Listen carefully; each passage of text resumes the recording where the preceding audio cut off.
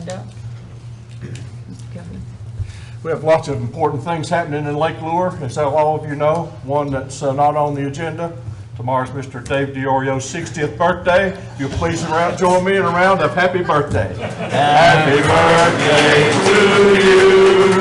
Happy birthday to you. Happy birthday, dear Dave. Happy birthday to you. And unless you fear, that's recorded for posterity. I know. We missed mine at the Zoom meeting. Does it do any good to deny that motion? No. I can't deny it? All right. Absolutely. You're 25 again, it's fine. There is a day when you'll look back on 60 Amen. fondly. Let me share with you that. Yes, ma'am. All right. Are there any additions, edits to the agenda? Yes, I'd like to add one thing to the consent agenda. It's just a minor tweak to an ordinance, to ordinance number 210608, which the chief has requested. It helps him with parking of trailers. We have that before us, and I'd like to add that to the consent agenda. All right, thank you. Anything else? Patrick? Go first, sir. I would like to change the agenda, Madam Mayor, to move new business item number 9 to the position of item number 3, right after we adopt the agenda. And we'll get the briefings from our visitors here, and we'll get right to it right away. Thank you very much. Okay. I'd also like to add an agenda, Madam Mayor, will be item number 10 after what's now 9 unfinished business for motion for a closed session for GS 143-138.11 parentheses A parentheses 6 for the discussion of personnel matters, please. Thank you. Yep. Do I hear a motion then to accept those changes? Madam Mayor, I move that we accept the agenda with the changes as noted. Second that motion. All in favor? Aye. Then the agenda stands adopted as amended. Thank you. We are now going to go right to the updates from our honored guest, and we appreciate so much your being here. And we will start off by, I believe Kurt is first. Kurt, you will introduce this. We were talking about an update on the sewer system, SOC, and sewer replacement project, EREID. So Kurt, if you will, introduce Lavella and then the folks from DEQ. Good evening, Madam Mayor and Commissioners. It's good to be with you this evening. I will introduce Mr. Landon Davidson and Mr. Tim Heim from the Asheville Regional Office in a moment. But first, I would like to say that I believe the town of Lake Lure is at a threshold of a unique historical moment regarding the nearly 100-year-old sanitary sewer system under the lake. The type of sewer system in Lake Lure, where it lies below the lake surface, and the main trunk line runs underneath the dam to a pump station, is unlike any other system I've ever known. As you know, several of us have researched this online, and we cannot find another system identical to this one. There are a few locations in the United States where part of the sewer system lies under the lake, but not all the main collector lines. In this, Lake Lure stands alone. So the solution to this problem is unique. It is one of a kind, which contributes to the challenges in solving this problem. However, we believe we've arrived at the best possible solution, which has been presented in the engineering report and environmental information document, or the ER and EID, that has been submitted to the North Carolina Division of Water Infrastructure. They have approved all the technical components of this proposed solution. We now are working through a few environmental questions which should be resolved within weeks. We are approaching the end of the review process for the ER and EID. Once this is done and we have the environmental clearance, the engineers can move into the design stage. As you know, we plan to initiate the first items in this multi-stage, multi-year construction project this winter, which is the rehabilitation of the manholes. There's been a great deal of cooperation among the state regulators, the engineers, the town staff, and you, the town's elected officials, regarding the proposed solution to replacing this 100-year-old sewer system. This type of cooperation does not just happen overnight. It takes a lot of work. I would say in my 42-year career in water and wastewater engineering, which spans 2 states, in North Carolina and Pennsylvania, I have not seen this level of cooperation before. It is ideal right now and well suited to finally implementing the long-awaited solution for this 100-year-old system. With that, I'll introduce the representatives of the Asheville Regional Office of DEQ who are with us tonight to speak to you about where we stand in the review process. Mr. Landon Davidson is a supervisor of the Division of Water Resources in the Asheville Regional Office, and Mr. Tim Heim is a registered professional engineer in the Asheville Regional Office. Before they come, I'll ask Reese Walsh, the Senior Project Manager for Labella Engineers, who authored the engineering report, to come up and make a few remarks. Reese?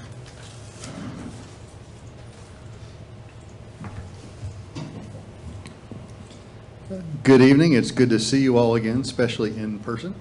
I would like to start by giving you just a brief update on where we are. As Kurt said, the ER&EID has been through the technical review. We've reached the no further comment stage.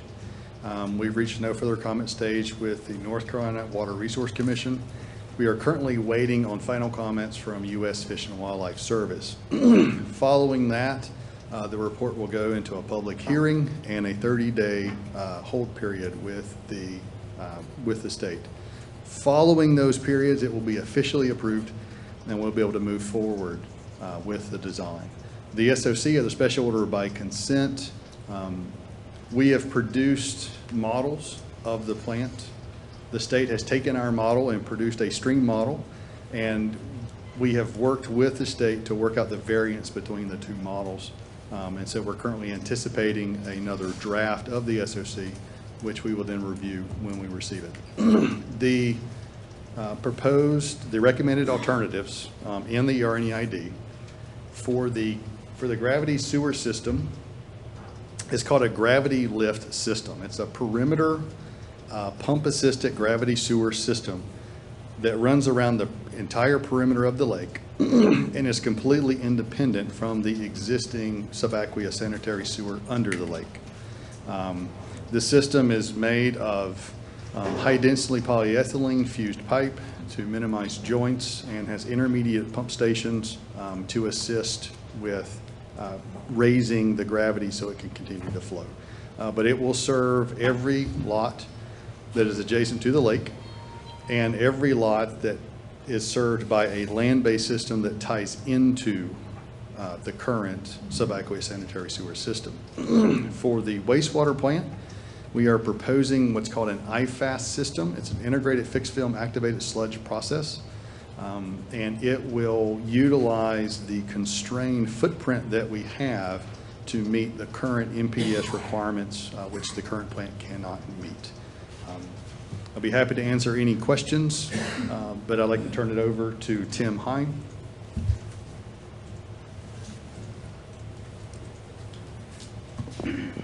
Thank you, Kurt and Reese, and good evening, everyone. I'm going to speak both to the council and to the attendees, so I apologize if I'm turning back and forth a little bit.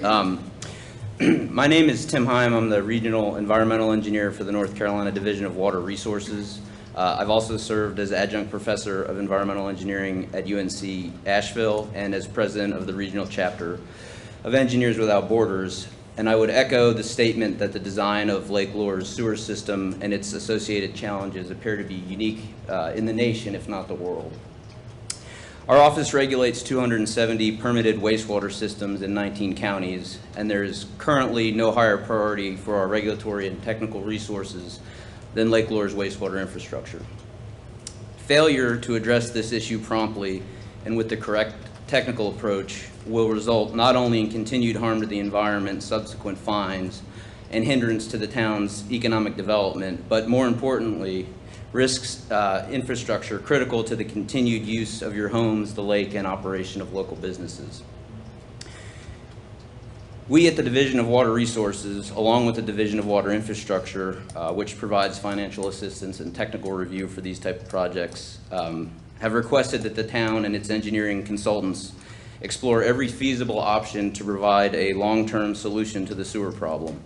All viable options have been explored in thorough detail, and the solution provided by Labella has undergone a rigorous technical review by engineers from both the Division of Water Infrastructure, Division of Water Resources, and other applicable state and federal agencies.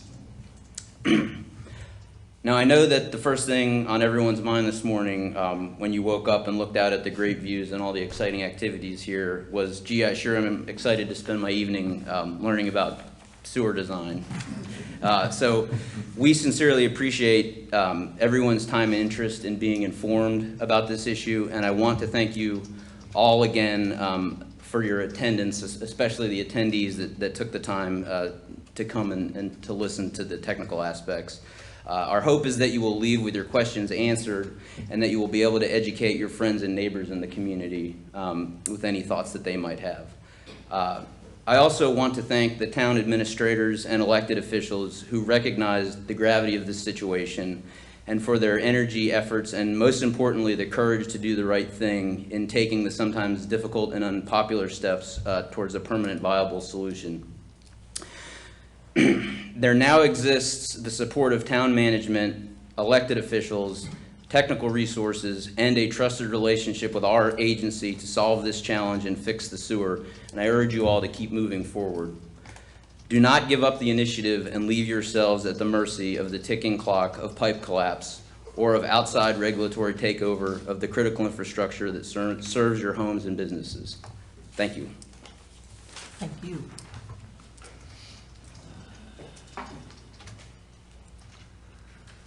So good evening, Mayor, Council, Management, Town Management staff, and citizens.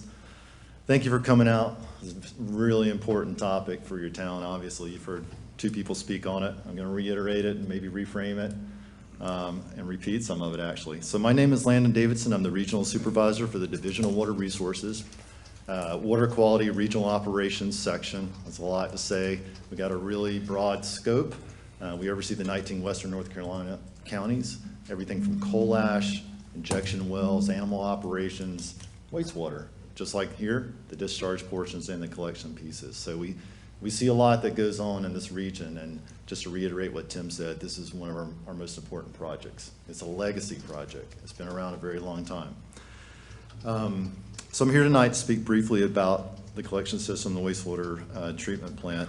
Unlike some of my presentations, I'm going to probably use a little bit more candor than I usually use, and maybe speak with a little bit more urgency than I normally. So in a normal occasion, Tim will come with me to a city council meeting, town council, and my purpose when I show up is to convey the seriousness of non-compliance, right? The consequence of no action, the urgency of the matter, and to lay out the challenge in finding funds, finding competent engineers, the need to potentially raise rates, always popular, right? All the while indicating that I'm the person that will sign the letter and continue to assess penalties. But, so when I leave, there's often some baggage left behind, right? Like I leave this, but the whole goal is to motivate. And while we do that, and that the promise also that goes along that is once a town crosses the threshold of understanding, we are in total collaboration and partnership, okay? So I present the case, I try to motivate, I try to educate, indicate how important it is for this, and then once the problem is embraced and the threshold is crossed, we're there with you all the way. We're there with you before that, but we're going to do every single thing we can. We see deferred infrastructure investment across the United States. That's a known. We see it across towns in North Carolina. A lot of towns that are small, they have the luxury of going out, digging up a little bit of pipe, replacing a piece here and there, right? They can control some of their influent as it comes in. Lake Lure doesn't have that. Lake Lure has this big issue here to deal with all at one time. Well, tonight's a little different, in my opinion, than what I typically do at city council meetings, because Lake Lure has crossed the threshold and is poised for success, poised. So tonight, I want to recognize that, and I want to talk about the progress and what lies before us. But first, I will give a little bit of context. So you've heard about the consequence of failure or inaction, okay? And as we know, Lake Lure has a unique challenge before it. This year, we're all tired of hearing the word unprecedented, right? You can't use it more than you've already heard it, right? But hey, guess what? It's unprecedented, the issue here. It's unprecedented in the engineering complexity that's required, the funding, the scale, the time frame. It is unprecedented. It is unique. And you've heard that before. I have to say it again. It's not a stretch to say the town's existence depends on correcting these issues. Not a previous generation, not a future generation like now. If there were to be a catastrophic failure of the line under the lake, we would need to engage public health officials and emergency management immediately to determine the legality of occupancy dwelling, the environmental impact on the lake itself, very serious impacts. No wastewater, no town, and it just needs to be very clearly said. As far as timing, recall that the material, for example, that was used to wrap the pipe had a 10 to 15 year lifespan, right? Which puts us up to about now in 2024, okay? So the time is now, the team is now, the synergy is now, okay? So more context, in the past, our agency has withheld use of some enforcement tools that we have. A legal consent order, an injunction, referral of the whole jurisdiction to EPA.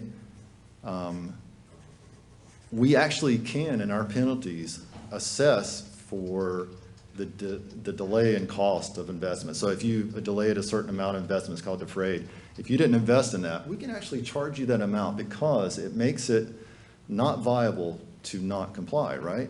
We've withheld that too. So whatever it costs to fix this, in theory, that could be applied in penalties, but we've not done that. I point to this because we've tried to continue cooperation for a long time now to get a structured approach, some sort of special order of consent or a settlement agreement to holistically address these problems, and it just hasn't happened yet, and I'm talking decades. Previous SOCs have failed, some settlement agreements have came and went with limited results, and our enforcement action has continued, albeit at a very low amount. So along this arc, if you will, there were limited attempts to address pieces of the problem. Yes, the pipe wrapping was successful. You can see the change in the influent amount. But again, time limited, right? There were some other changes as well, including one of these was the Green Line project, a project that did secure funding but never had an approved engineering report. That project was alluring to a lot in Lake Lure because it got you out of the treatment business, right? The correspondence you were getting from our agency was with the MPDS, the wastewater plant. Of course, connect it, get rid of that permit, get us out of the wastewater treatment business, but it never addressed what was lying below the lake, right? And some would say that Green Line project was a total waste, and others may say we should completely return to that project. Well, neither of those positions could be more wrong. For a unique setting like Lake Lure, it was well understood that many ideas would be floated along the way and need to be vetted and purely evaluated just due to the unique nature of it. For a project this large and unique, it's important to question and vet solutions, right? But for the Green Line project, there is zero support moving forward on any project that's similar to the Green Line project. Just want to be really clear about that. And any reference to the Green Line project, in my opinion, communicates a lack of clear understanding about what's at stake and what the true problems are that Lake Lure, and call them problems, call them challenges, have to address. So let's talk about the current path, maybe a little bit of hope here. So in my opinion, really, Lake Lure is a success story in development. And there's a lot of people I could call, and they may laugh at me if I say that, but a lot of people in Raleigh know a lot about the site. EPA knows about the site. We get asked all the time about Lake Lure periodically.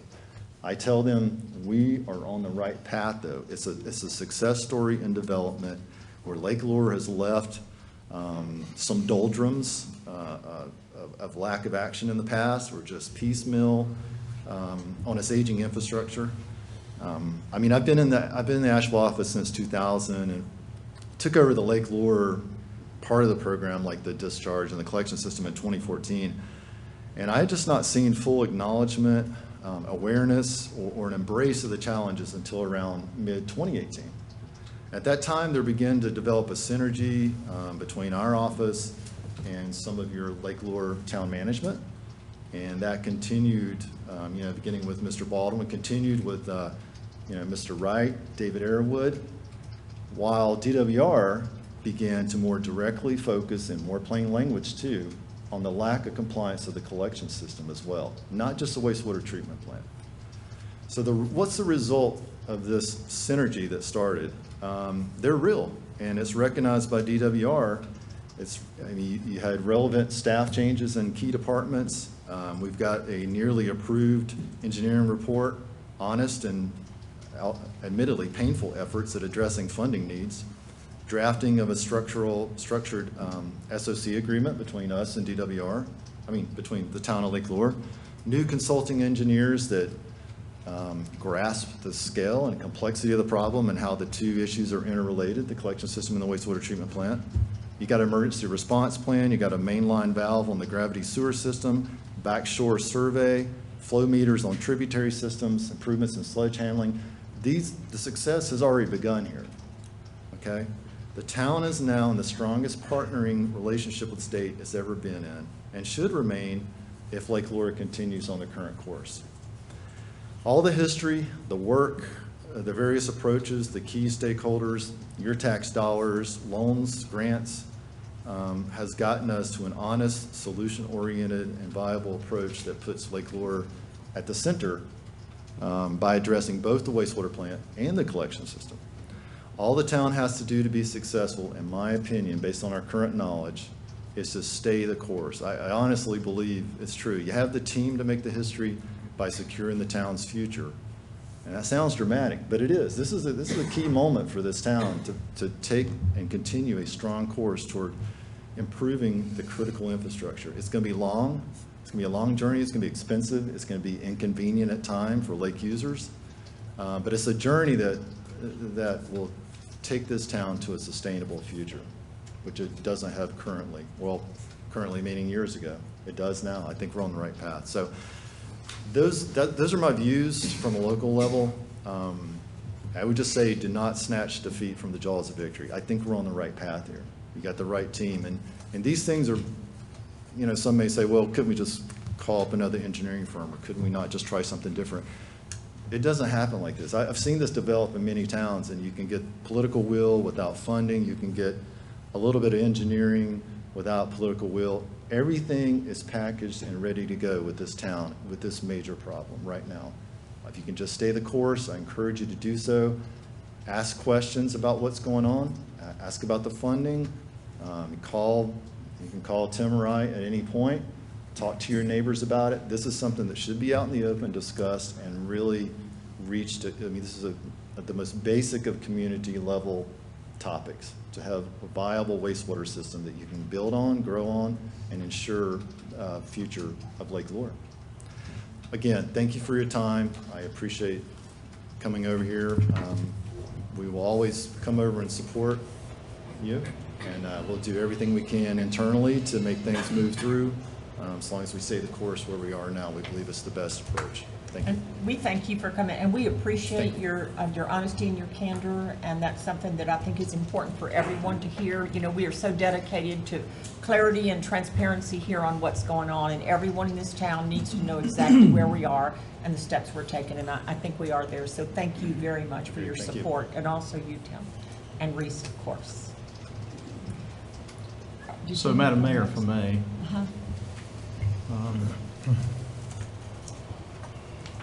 I spoke at Mayor Cooley's funeral, and if any of you were there, you heard what was said about Mayor Cooley's willingness to tackle big problems. Mayor Cooley was an engineer. And he was an engineer, and he dealt with heavy infrastructure all his professional life. And when Mayor Cooley was here, he saw and he clearly understood the issues that we had to tackle. The dam, the sewer, the critical things that we needed to work on. Not the hiking trails, not a new school, and all those things were good. But all of a sudden, we had to turn our attention to those things that were critical to this town. And if we didn't do that, this town wouldn't survive. So what you're hearing the state say tonight is that we started on the right course. We started finally attacking the right problems in the right way and with the right zeal and passion and aggression that we needed to solve this town's problems. And so you're hearing the state tonight say, stay the course. Stay the course. Your infrastructure is worn out. Stay the course. It's very important that we do that. We must stay the course. Without that, this town will not survive. And sometimes we have to make decisions that folks don't like about various and sundry things, and it makes people angry in the community. Small things, maybe it's an event that we decided not to hold because of the pandemic. Maybe it's because we replaced a fence in the town center that made some people angry. Maybe it's wake surfing that really has made, the whole issue has made people angry. Those are distractions. I can't say that in big enough neon signs if you don't continue attacking the problems we're trying to address now. This town will not survive. And if you lose control of the town, somebody will come in. If that line breaks, and Reese can attest to what's happening to the lines under the lake, if you get a line collapse, a line break, a line failure, and the EPA has to come in and issue a no flush order, do you understand what happens to the equity in your home if you can't flush your toilet? It's serious. You don't want that to happen. You'll lose control of decision making. You're still in control of decision making. We're still pursuing the sewer. We're still attacking the dam. The other things that I mentioned are distractions for this community. And if you let those tails wag this dog, you won't make it. You just won't make it. I really appreciate you guys coming tonight. Reese, is there anything else you'd like to say to us about our progress moving forward? If you will go to the, If you guys have any questions. if you'll go to the mic. If anyone has any questions they would like to ask about the process or anything along the way, I'd be happy to answer those. Are there any questions from anyone? But part of our goal here is to make sure as we move through this process, not just ending tonight, we want to make sure that everybody is well informed about what we're doing and understands why we're doing it. I think as both Tim and Landon referred to some things in the past, there were some things that people, not necessarily the town manager or the council, but people in the community really didn't know what was going on or fully understand it, the green line, et cetera. So we want to make sure as we move through this that everyone truly understands, certainly the seriousness of it, and the need for immediate action, but also as we go along with each step, because this is not going to be able to, we cannot achieve this in a year, we all know that, okay? The sewer project will be phased in over many years, as will the dam. So as we go through this, we are dedicated to making sure that you understand each step of the process, and that because we're all in this together, truly. I know you have. Well, we've been through a number of designs in the past. How do we know this is the best one? I think it's an excellent question. So there is a saying that if all you have is a hammer, everything looks like a nail. And with Lake Lure, you have a very unique and unconventional problem. And part of the issue was the solution was tried using conventional means. And so we had to take a step back, say we have a unique, highly complex, interconnected problem, and figure out a way, working with the state, that we can solve this in an unconventional means. So the solution is as unique as the problem.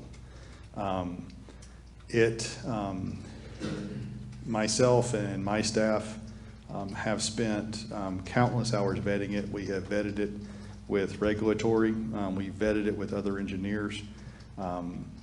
We have done researches into the ways that these systems have been, or similar systems have been solved. And so the process that we put forward is one that specifically addresses the problem. And that's been the issue, is that you've had solutions like the Green Line, which tried to solve a symptom. The symptom of the problem is the violations at the wastewater plant. The cause of the problems is the sewer collection system. So just briefly, in 1929, they had a great concept. You go to this beautiful valley, picturesque views, you build a sewer line, you build a dam, you fill it up, you make a lake. Now, one of the problems is, what do you do if that sewer line stops up because it's underneath the lake? Well, the solution is simple. You design it to leak. The leaking water becomes flushing water, and that has served the system in that capacity well. The problem was, in the 20s, you just dumped your sewage in your streams and creeks. In 1969, we realized that's not very smart. And so a wastewater plant was built. And that flushing water, which served the plant or served the system so well for 40 years, became his Achilles heel, because the lake water dilutes the sewage, which makes it very difficult to treat. In 91, an attempt was made to retrofit the plant to accommodate that. But the problem is, the more that we learn about discharging waste into the environment, the cleaner we want that waste to be. And so today what you have is an aging, leaking, non-compliant collection system that flows into an aging, non-compliant wastewater treatment plant. And the process that you currently use cannot physically meet the conditions the state puts upon it. And there is no hope for it to meet it in the future. And so what we're proposing is an entire rethink of the system, to design a system that is accessible. It's around the perimeter of the lake, so the city staff can run cameras down these manholes. They can look at it. If somehow a line ruptures, they can lower the lake, they can make a repair, and it's going to go to a state-of-the-art treatment process that will treat all of the components that they're required to treat and discharge, so that you have a safe and effective discharge. Shannon mentioned what's going on under the lake. One of the challenges at the treatment plant is the amount of iron that's in the wastewater. In finding the source of this iron, I had a concern about where the iron was coming from, and so I sought out to do testing around the lake to determine if my guess, my hypothesis, was correct. The water coming out of the pipe has over 70 times the amount of iron in it that the water in the lake has, because the source of iron is the pipe itself. So the pipes are deteriorating underneath the lake. And when Landon mentioned that this was time dependent, that's what he's referring to. This is a 100-year-old system. It's aging. You can't go look at it. You can't run a camera through the system to see the condition that it's in. We're even engaging in a process using a specialty surveying equipment to survey the bottom of the lake, because the location of the lines are not even well known. And so if you had a breach, the emergency response plan that we wrote, if you have a breach in the line, it would create an uncontrolled flow, which would discharge sewage directly into the Broad River. At that time, they'd have to begin lowering the lake. They can only lower it 12 feet. If the break is in that upper 12 feet, then as the lake goes down, the leak will stop. and they can go and they can find it and they can repair it. But if the leak is in below the 12 feet, they're going to have to put divers in the lake to listen to it acoustically. And you have 14 miles of pipe that you don't really know where it is, that's covered by silt and sediment. And you have divers out there swimming, and because we're going to have to use the valve to shut off the flow, that's where the no flush order comes in. And so not using your bathrooms while the divers are in the lake trying to find and then fix a leak that could be this big on 14 miles of pipe. We don't know where it is, and it could be buried. You could understand the difficulty. And we don't know the condition of most of the pipe. We have a sense of urgency. So what we've produced is a 6-phase process. The first 5 replace the gravity sewer system in phases, starting at the dam, working their way around. The 6th phase would replace or would upgrade the wastewater treatment plant. So by the mid-2030s, you would have a completely new system and a completely new process. Any other questions? Let me add to that, Reese, if I may. Mo, one of the things we've done this time that wasn't done in the first 2 designs, the Green Line, as well as the low-pressure sewer system, we've partnered with DEQ this time.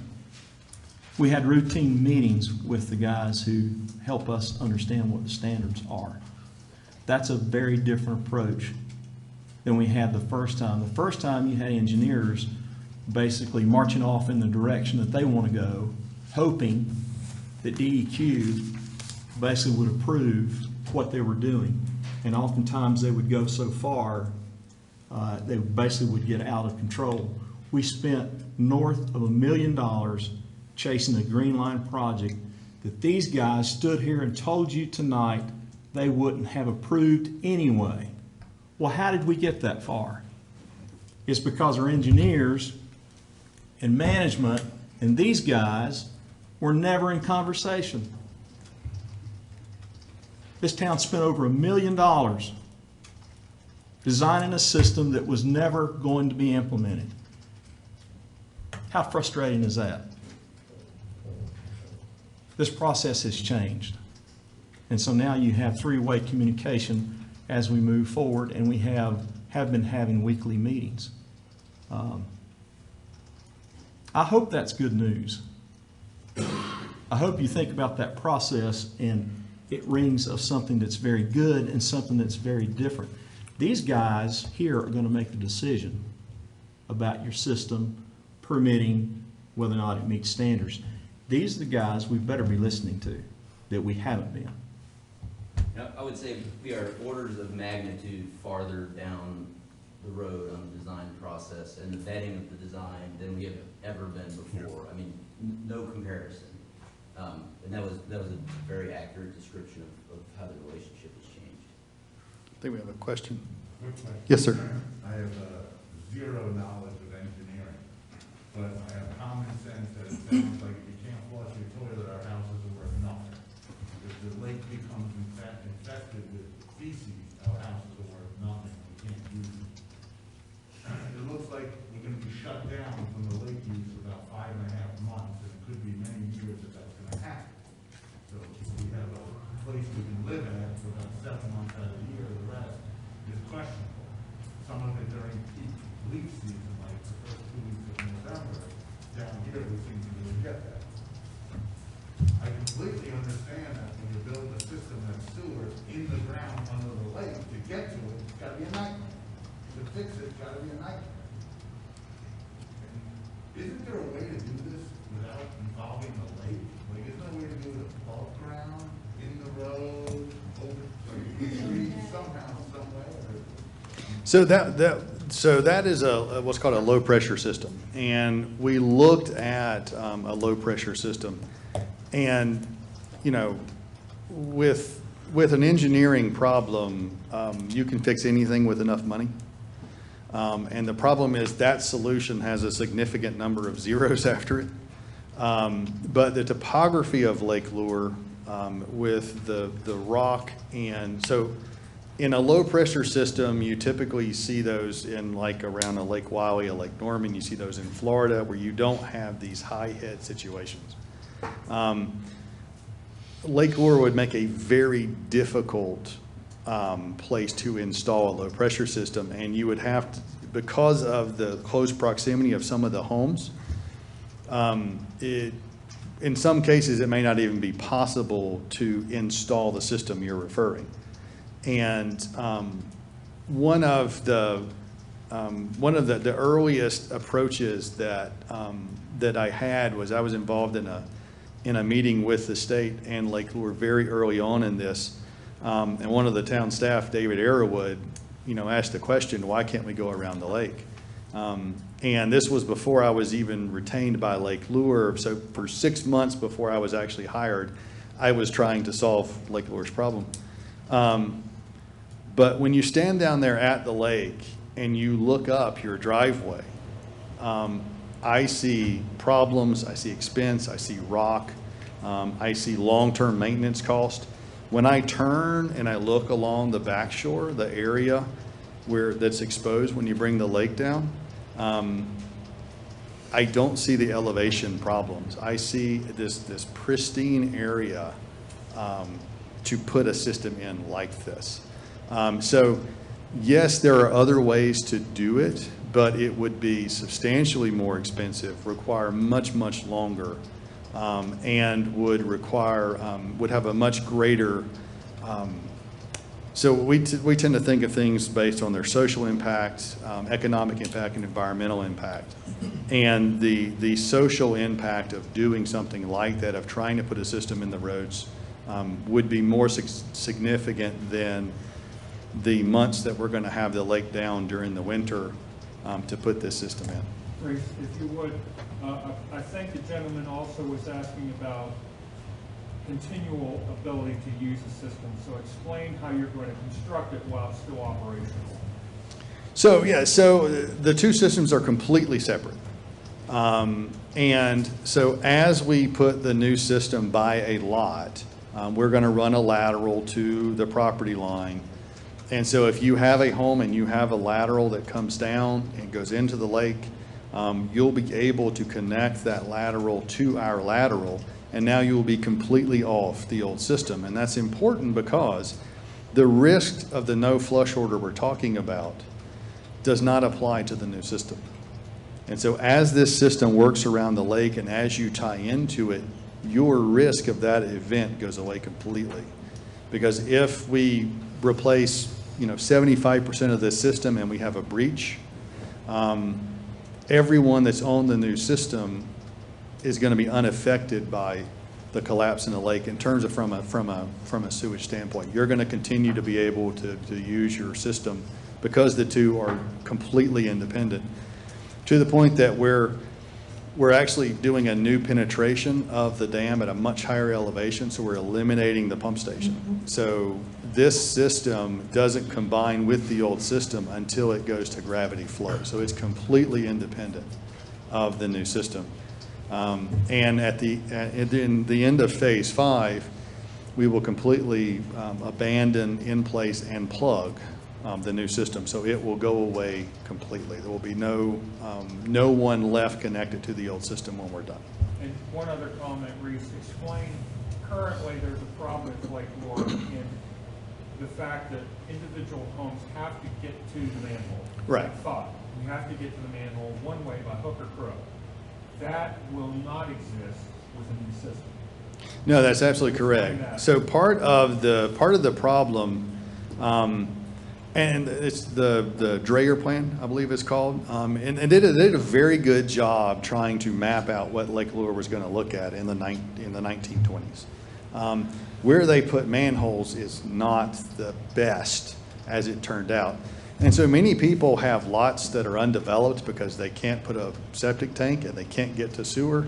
Many people go down into the water, they make a right turn, they go under their neighbor's dock, and they make their way to a sewer. We're doing away with all that. So you'll have a system that literally comes by your property with a lateral set above the lake on your property that you tie into. there won't be any need to go in the lake again. So we want the line of demarcation, right? So everything out of the lake belongs to the homeowner, and everything in the lake belongs to the town. So the town will maintain everything that's there, the homeowner maintains what's above it. If you have a failing septic system, again, there's gonna be a lateral, and you think all of your homes are above the lake, so they all flow toward the lake. There's gonna be a lateral at your property line. You can abandon your septic system, however it takes to do that, and tie into this new system. Is that gonna be a requirement? That is a recommendation from the UAB board, but yes. Especially if you're tied into the existing system, that system is going away. So you will have to tie into the new system. Can you allay some of our fears as homeowners? I'm just hearing, just in my day-to-day contact, it's clean lake water that's infiltrating the sewer currently, correct? Oh, absolutely. So, so most people are concerned about the sewer getting out of the pipe and not so much about water getting in the pipe. But when you take a pipe that's empty and you stick it underwater, the pressure outside the pipe is much, much greater than the pressure inside the pipe. And so the problem here is not sewer getting in the lake, it's lake getting in the sewer.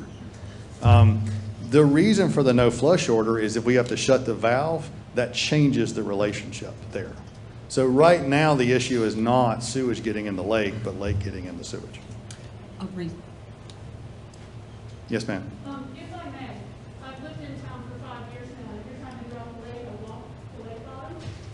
And what he is not mentioning is, although when the pipe is functioning, it's pulling in the lake water, when the homeowner's pipe breaks off of the system, the homeowner is still flushing their toilet. The town owns the system and is pulling in lake water when there's a break, but the homeowner is dumping raw sewage into the lake. And my husband and I have reported to town multiple times, and the town's come out and fixed them, absolutely.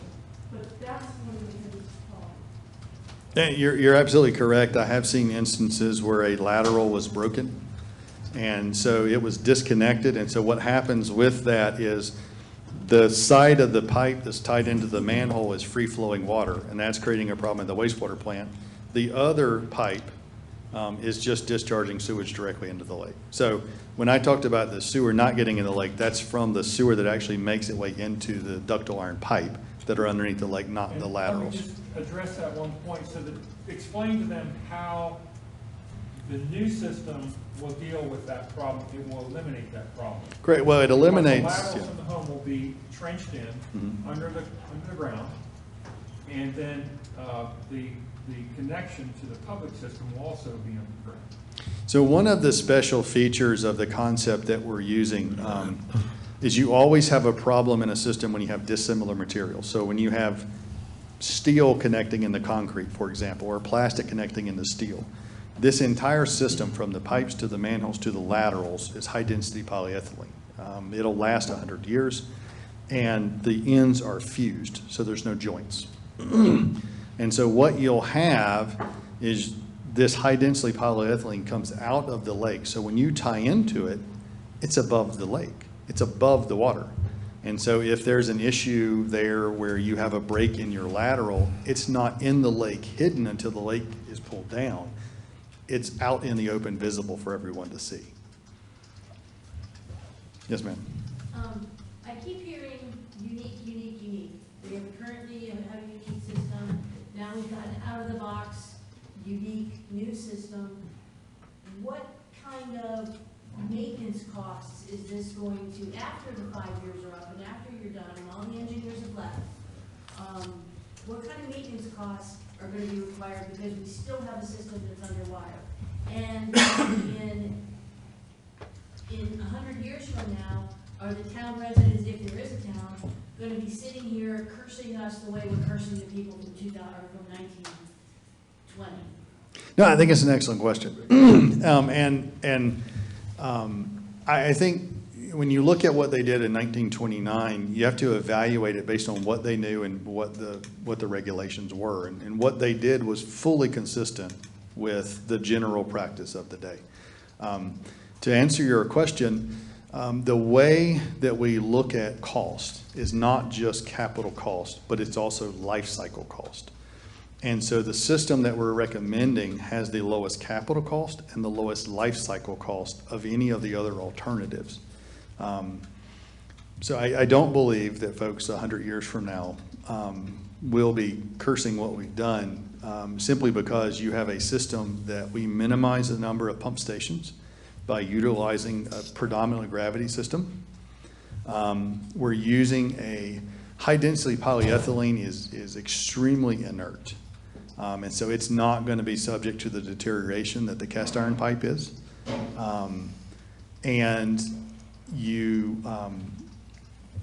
The maintenance processes would be very typical of what you would do in a land-based system, with exception that David Airwood and his crew will be doing the same process from a boat instead of from a truck. So that's really the difference in the two systems. So it would be compared to a low-pressure system, which would have about 1,200 pump stations. Right now, we have about 16. So it's a significantly reduced maintenance cost over any of the other alternatives. But excellent question. Yes, sir. Does this just affect the homes that are around the lake? So if you're up on a hill, a mile away, or at the top of Rumble Hill, does this have anything to do with those homes? So it affects, so if you are currently tie into a land-based system that eventually makes its way into the lake, or you can tie into a land-based system that makes its way into the lake, you could potentially tie into this system. So when we design to handle the flow, we're looking at the people that can get into the system to design the flow. If you are, if you are too far away from the system to reasonably get into the system, then, I mean, obviously, you're going to have a septic tank or some other means. Now, maybe in the distant future, sewer will make its way to you, in which case you would. But as for this system now, if you're not adjacent to the existing system, adjacent to the lake, or adjacent to a land-based system that ties into it, you're not going to be immediately affected. So if there was ever a no flush situation, if you have your own septic tank up on a hill, you're not subject? Correct, yes. The no flush order would refer to existing gravity customers. Obviously, with a septic tank, it wouldn't apply to you. But yes, sir. Yes, ma'am. I've been hearing the piping is coming first and then the treatment plant second. Yes, ma'am. What decided that? Why is it not the treatment plant first and or at the same time? No, it's an excellent question. And initially, I wanted to be, I wanted the treatment plant to move up in the phases and to be done sooner. The issue there is, do we want to put in a pump station and pump to a new location, or do we want to do the work in the existing location? As we implement new technologies and we're able to shrink the footprint of the plant, I have to be able to predict the composition of the wastewater with a tightening degree of accuracy. And so using the existing plant, using the footprint that I have, I need to have a very consistent wastewater stream. And I can't do that while the old system is still online. Reese, one of the things that most of the population don't know is describe the difference between the biological system, which is common, and what they have there, which is a PC treatment, and it doesn't address ammonia and the complexities of that causes. Sure. So the preference way to treat wastewater is in a biological process. So namely, not to get too graphic, but sewage consists of liquids and solids. And there are natural bugs in the environment which eat the carbon, the organic components in the liquids and solids. Septic tank. Septic tank. Septic tank. Yeah, exactly. And so what happens in a wastewater treatment plant is we bring that waste into a controlled basin and we infuse it with air. And so we take a natural process and we juice it up to treat it rapidly and efficiently. The wastewater that comes into the plant right now is so weak that you cannot sustain a biological process, and it's because of the flushing water. So the water that's keeping the system from backing up is then shooting you in the foot when you get to the wastewater plant. That's what's happening. Let me just, I'm sorry to interrupt, but just so you know, when you have a microbiology there, you have animal life that's living. You want them, they're your friends. You have to feed them. It's like having cattle. If you don't have enough hay, your cattle are gonna die. If you don't bring enough food into the wastewater should have, say, 200 milligrams per liter BOD. That's your carbon source to feed your friends. It's like 30 to 60. It's nowhere close. So the bugs die. You cannot sustain that microbiology in there. That's why you can't do biological treatment, because it's so diluted. That's the lake water. You turn to PC, then what happens with the PC and the moon? So in 1991, the plant was converted to a physical chemical process. So if you were to go and look at the wastewater plant, the first half of the wastewater plant looks like a water treatment plant, and the second half of the wastewater plant looks like a wastewater plant. What happens is you bring in the waste, you hit it with a coagulant that gets the solids to congeal together and form and drop out in your sediment basin. And it works well for getting out, Kurt mentioned BOD, that's called biochemical oxygen demand. Basically that is, if you think about fish kills, the fish die from the oxygen depletion. So BOD is a measure of how much oxygen the bugs need to eat the organics. So if you just think about that. But the current process does well with the BOD, and it does well with the solids coming in. But the current process will not treat ammonia. And ammonia is a very nasty contaminant that does a lot of damage to streams. And the current process is completely inadequate in treating it. Yes, sir. The literal meaning of a no flush order. If the residence is connected to the sewer system and there is a no flush order, does that mean it cannot operate the toilet, or they cannot discharge any water, like from showers or garbage disposals or anything into the sewer system? No, it's a great question. I don't know the exact particulars of a no flush order, but certainly it would be emphasizing what I would call black waste,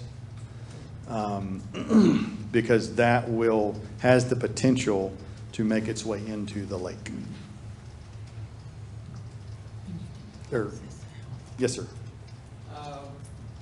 As I understand it now, there's 1,200 roughly connections that would be on the new system that's going to be built. What capacity is the system going to be at? When 10 years down the road it's built, is that at full capacity, or is there room for expansion? No, there is. So we design sewer systems with, we're engineers, we love factors of safety. So we always put a factor of safety into the sewer design so that in 10 years, you're not at 100% capacity, which means you got to start looking at upgrading your system. So there is room in the design for future growth, because even the state regulations require you to design it with capacity in the system. So even when everyone is tight on the system, it still will not be at 100%. The reason I ask that is, and it's not just Lake Lure, it's town in general. Mm-hmm. We build a road to find out we didn't build it big enough. We built a sewer system, but just down Boys Camp Road, you've got 1,000 acres to develop there, and at some point in the next 10 years, they may be sold off and developed. And I'm just wondering if they're going to be part of a sewer system, or they're going to be a lot more septic systems, which you create other problems also. So we typically look at things in like 20-year chunks of time, and we look at what's the flow expected to be in the next 20 years. Because we're building this system for a little bit longer, and again, we've only done the preliminary design, which is why I can't give you exact numbers because we haven't done the final. But we're working with the state on a lot of the regulations. And we are actually using peaking factors that are a little higher than what are typically used for that very reason. Yes, sir. Switching gears to the dam, does the whole sewage project got to be complete and operational before the dam I'll talk to them. Number one, and number two, what kind of dam will be put into place? Will that be a tail raise or? It's just telling you we're going to speak to. So Reese. We're going to talk about that next. That's We our got it next topic of conversation, the dam. Not to cut you off, just to make sure that David's going to update us on that part next. Let me just add this, if I may. So the two are integrated. Right now, they're integrated, and they'll be integrated into the future in a way that I think when we give the update, I think you'll have a clearer picture. So I can answer the first question. I'm a process engineer. I'm not a dam engineer. And so we're not actually doing the design of the dam. So the second question would be more for the update. The first question, there is a component that we are having installed in the dam as part of this, which is called the sewer access valve, and it lets us control the lake level better and actually lower the lake down below 12 feet from what it currently is. That design is going on right now, and that has to be in place before we can begin construction of the gravity sewer. And I had a conversation with the engineers on the dam, and integrating the new sewer system with the new dam is certainly high on our topics as we go through it. However, this system is going to go in and begin going in before the dam, and there's not an issue with that.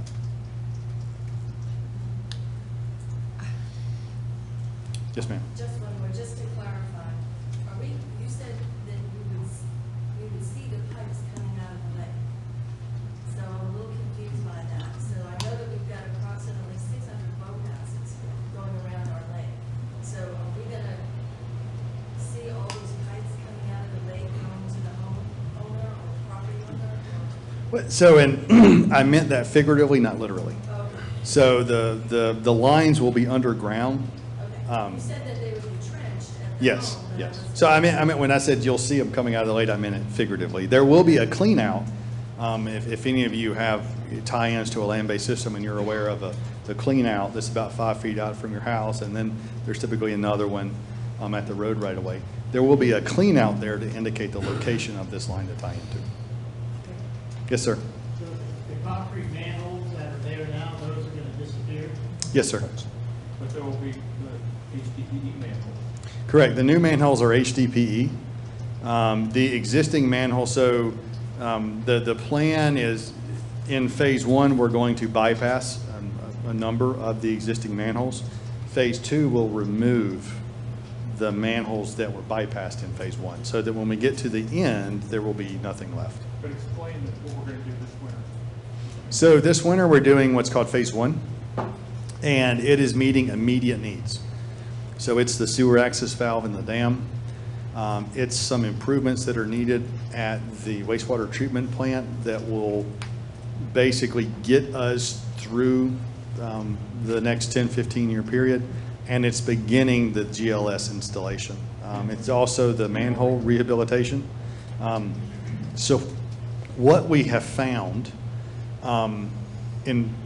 is that as we lower the water level, the flow at the wastewater plant goes down enormously. And that's because there's a lot of water leaking into the old manholes. David and his crew just found a direct inflow a few weeks ago where lake water was flowing directly into a hole that was going into the manhole. And so by lowering the lake and addressing the existing manholes, that's our midterm solution. If we can reduce the flow coming to the wastewater plant, we can at least make things better, and we can limit the risk of a spill to the environment.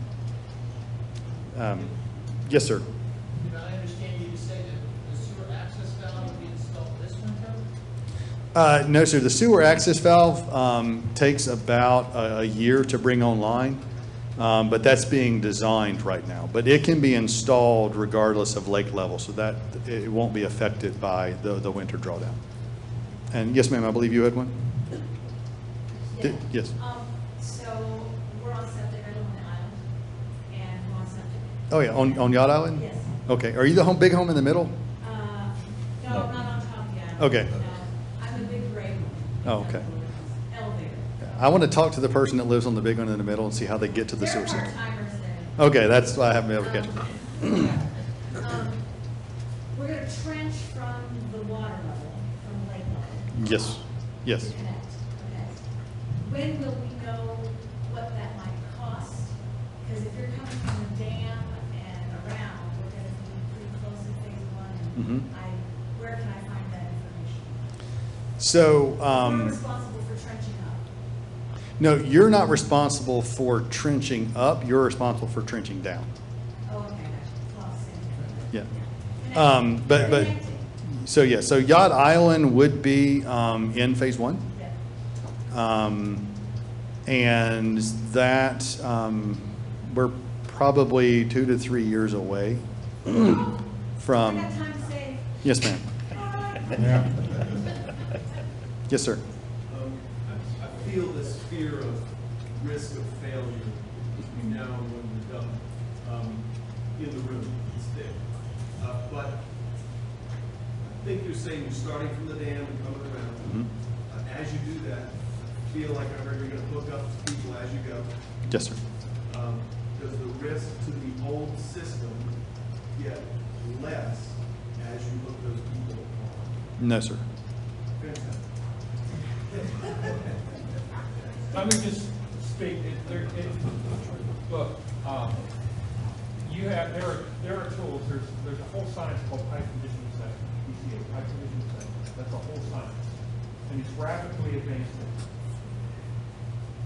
Unfortunately, there is no PCA, no really effective PCA tools for what you've got out there, unfortunately. Because you've got 14 miles. So, I mean, you can get to the pipe right there, but there's no way they can go 14 miles with no other access point. So you can't get PCA, pipe condition assessment tool, to ascertain the thickness of the pipe. If we could tell the thickness of the pipe measured 2 years later, determine the thickness of the pipe measured 2 years later, we can determine a rate of failure on the pipe. We could ascertain where the weak points, where it's getting thin. We could go down and fix that, but you can't do that. So there is an unknown. Just a couple points. For example, the only agency that I have ever seen, and I've done a lot of research to find it, is on ductile iron piping. You can actually Google to find it if it's still out there. The only company that would put it on paper is the Army Corps of Engineers, probably for some reason that had to do with a federal project, actually stated that the Army Corps of Engineers stated the ductile iron pipe will last 100 years. That's very conservative. The ductile iron pipe would last longer than 100 years. But you've got the iron is leaching out. So your iron is depositing, is being released, which means it's decaying. There is a rapid decay failure. How long you have, we don't know. That's why it's so urgent to start this now. You cannot wait. Cannot wait. We don't, it's not, I would say it's not going to happen tomorrow. No, let's wake up in the morning and find out that I was doing wrong. I hope not. But I don't think it's that urgent.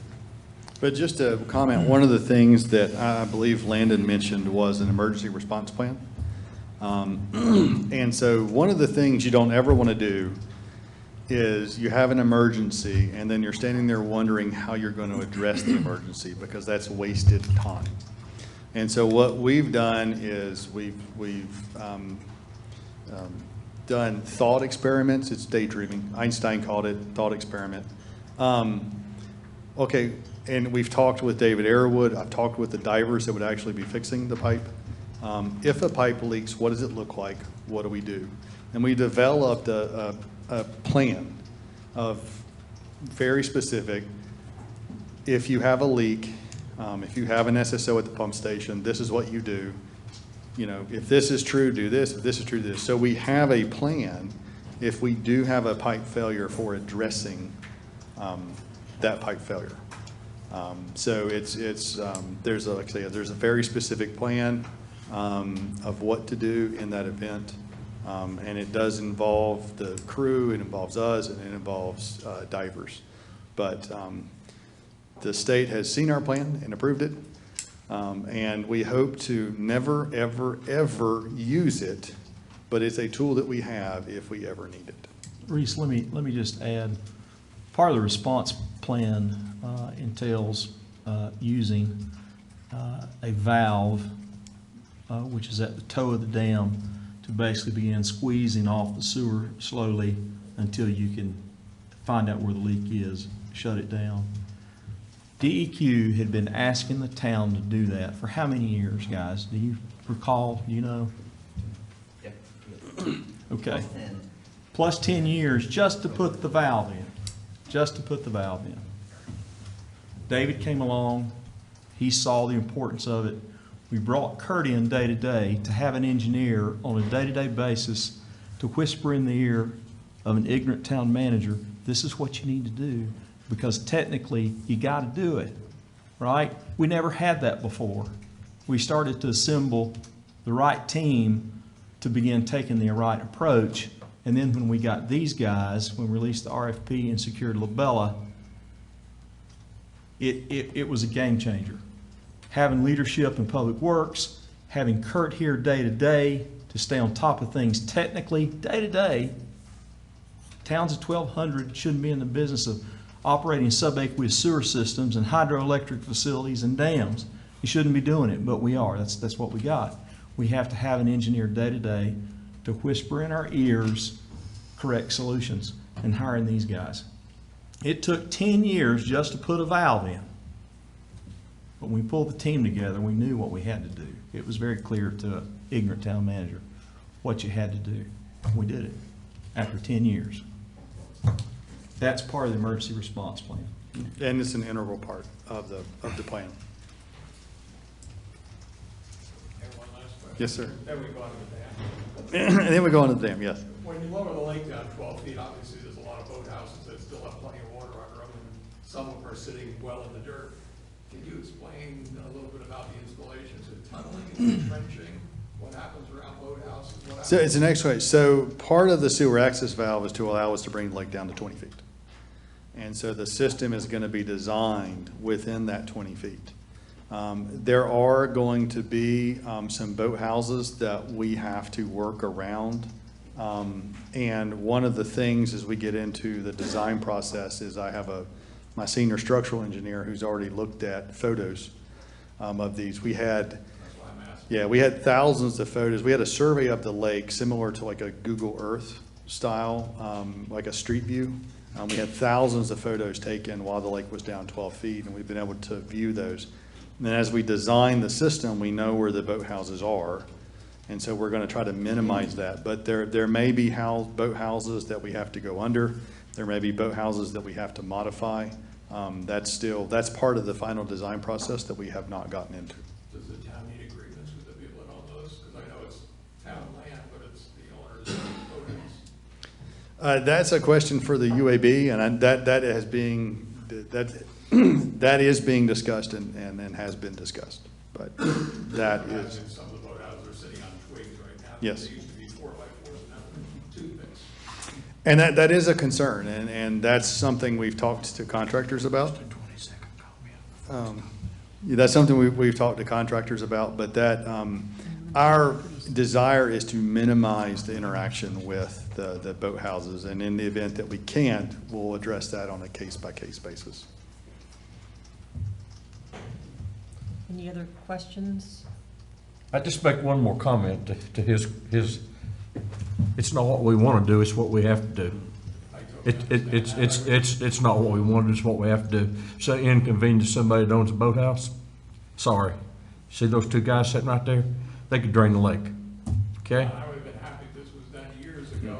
I just want to know what the hell people. So, one of the design features is we're actually going to lay a concrete mat over this line, because one of my concerns is you get some erosion, people are dropping boat anchors, the lake goes down, boats are coming down on top of it, you're putting in a new lake structure, you're driving piles, where is this? So one of the design features, we're going to lay a 4-foot concrete mat over this pipe to protect it for that very reason.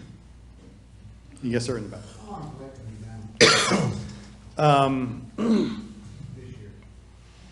So this year, because we don't have all of the approvals, so the schedule for this year is still a little bit in flux. I would like to have the lake down a lot longer than they'll let me. Yeah, so let me answer it then. Before you get in trouble, I'll bail you out. So the answer to your question is this year, November 1st, the lake is going to start coming down. A little bit earlier in November this year because it's linked to dredging and the money that we have to spend in this fiscal year to take full advantage of the grant that we have. November 1st, and it'll start coming back up again March 31st. And that, depending on the rain that comes in, it could be a couple weeks, maybe 2-3 weeks before it's at full pond. So we're looking at 5 months plus really what it takes to bring the lake back up again for this year, to do everything we've talked about. I'm just a old guy, but why don't we expand that so that they can get the work done they need to get done? It's a fine balance between getting full use of the lake, maximizing particularly the on-season, and getting the work done that we have to do. The general feeling of the town council is if we plan, if we prepare, if we get all the materials, if we get all the contracting done, we can be as efficient as possible during each drawdown and maximize the time that we spend doing that. And that's what we're kind of aiming for, with fully recognizing that we need to protect the on-season, which is basically Memorial Day to all the way to Veterans Day, if we can get that far into November. We're trying to protect that so that people can use the lake and not have that taken away from them. So it's a balance. And We have two guys here that can take that away from us instantly. right, and so we're not gonna make a decision on a drawdown that would jeopardize the progress that we need to make. But for this year, for instance, let me tell you the process. This year, we know we have these 8 things we want to accomplish. We know by detailed planning that our town engineer has done that we can get that done in 5 months. Next year, we're going to look at it again, find out what we have in front of us to figure out how long it's going to take us to get it done. So each year is going to be a little bit different, but we'll find that balance. We don't want to lower the lake for no reason. And the other reason that, when you lower the lake, you induce second and third order impacts too. When the lake is lower, you have wave action, you have other erosion that occurs. So it's really, there's a dozen factors that we look at to get it done. Yes. As I recall, from previous meetings, this year you're taking it down 12 feet, but in subsequent years, you're gonna go all the way down to 20, is that correct? Yeah. Yeah, Whatever it takes. Yep. So Right. one thing, it is always our goal, and we're so fortunate, Kurt has been instrumental in that before him, Dean, in trying to get a schedule out as soon as we know what's going to be done next year, because we're all aware of the fact people need to make plans. So, one thing that Landon and Tim and Reese were talking about that I think is very true is this very sobering conversation that we're having, very sobering and necessary obstacles that we need to find resolution to, but it is not going to be without inconvenience to us. And there's not anything we can do about that. And I say that because we have to be prepared to talk about the lake being down for years to come. And it is not going to be without cost to us. And so that's the part, where we're all in this together. We are so incredibly fortunate to have the support of people from DEQ, to have Reese and Labella, incredible engineers, and Kurt too, and our staff here. But our part in this is we have to recognize this has to be paid for. And there will be times when it will seem less than palatable to all of us that the lake is down. But I think in listening to everything that's been said, we all have to admit we do not have an option. That's the problem. And we can talk about things that have not been done and they were not done. But the reality is we are where we are today, and this is what we have to deal with, and this is where we have to move forward from. So I just ask everybody to try to remember that as we move through this process, because this sewer system, we have 6 phases. And that is going to probably stretch over at least 10 to 12 years. And some of that is from the amount of time it needs to be done, but some of it is because of funding. So just keep that in mind. Carol, can I direct something at you? I just have a suggestion from a communication standpoint. because we are obviously almost 100% tourism economy here. And I am totally a supporter of what's going on and moving forward, but I also understand we do permits for vacation rental properties. We have a lot of leverage buyers out there, what we don't want to do. And I realize, Shannon, David, we have to put the sewer in. We don't want to crash an economy either. I think we need to communicate when you're doing permitting for vacation rentals, you should be directing communication directly to those people specifically also to explain the hurdles they have coming, because financially, if you're relying on those extra 3 or 4 or 5 weeks to pay mortgage payments, what you don't want to do is have them not read a bulletin or not read a newsletter, find out that they have, you know, upset people and they start to lose their investment. I agree with you 100%. I do. We need to communicate that in the same way we communicate what the schedule is for drawing the lake down. Everybody needs to be aware of that. I agree with you 100%. Licensed, because you know who they are who are licensed. Yeah. Exactly. And, you know, we do not want, we're not trying to send out the message that, you know, the sky is falling tomorrow, because we certainly do not want to create panic nor just a sense of chaos and our inability to address this. That's not the reason for sharing these sobering messages. It's because it's the truth, okay? And we need to figure out how to handle it, but we do need to handle it in the best way so that other people can make plans around that too. And we're really lucky to have Laura Krigi, our communication specialist, is so good at communicating with on any variety of topics. But we need to make sure, you're right, we know who these people are who are getting the permit, so that's the place that we need to make sure that we're sending that message.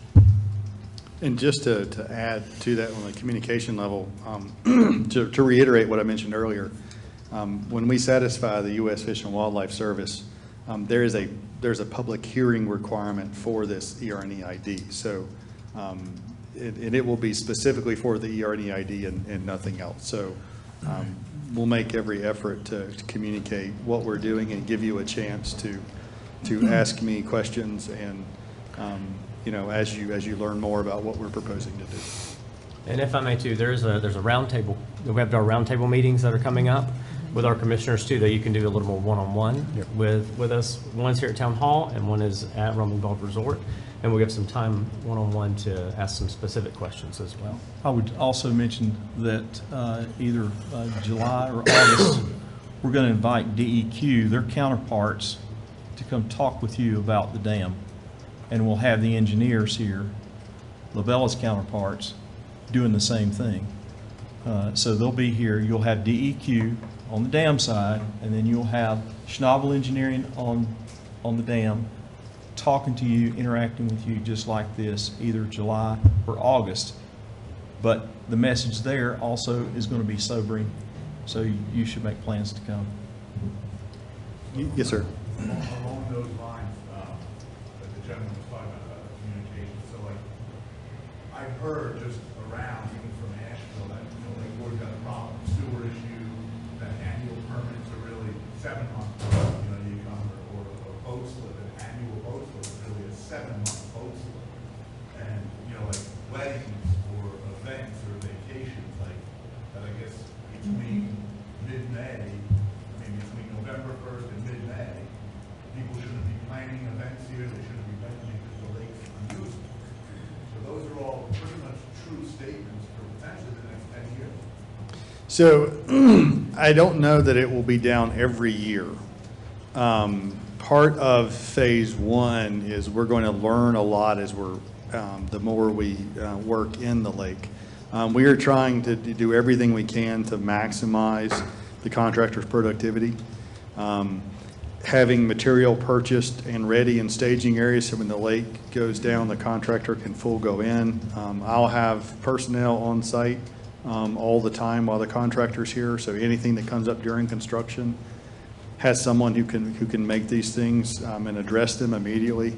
I've set aside a large portion of my time during the construction phase for that very reason. So we're going to do everything we can to minimize the time the lake is down. But it is an unfortunate necessity that the lake has to be down in order to solve this problem. Yes, ma'am. Are you going to determine that every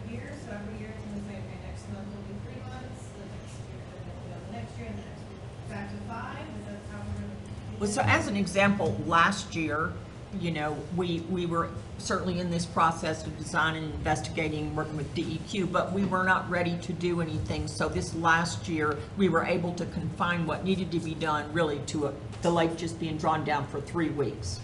Now, I'm not saying that that's necessarily what's going to happen in the future, but it's going to depend every year. We're going to be as efficient and effective as we can in the shortest period of time that we can possibly use. So could it be different every year? It could be, depending on where we are in that process.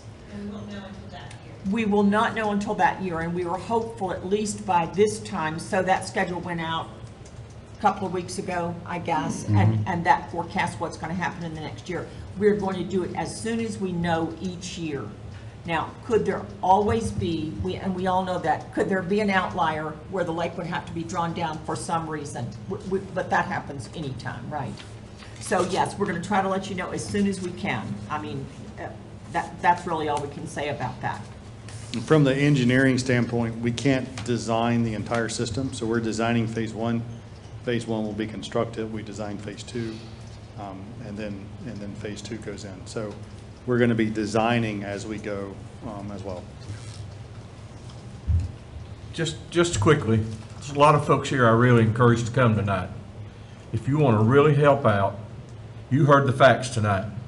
Please go tell 25 people. Go tell 50 people.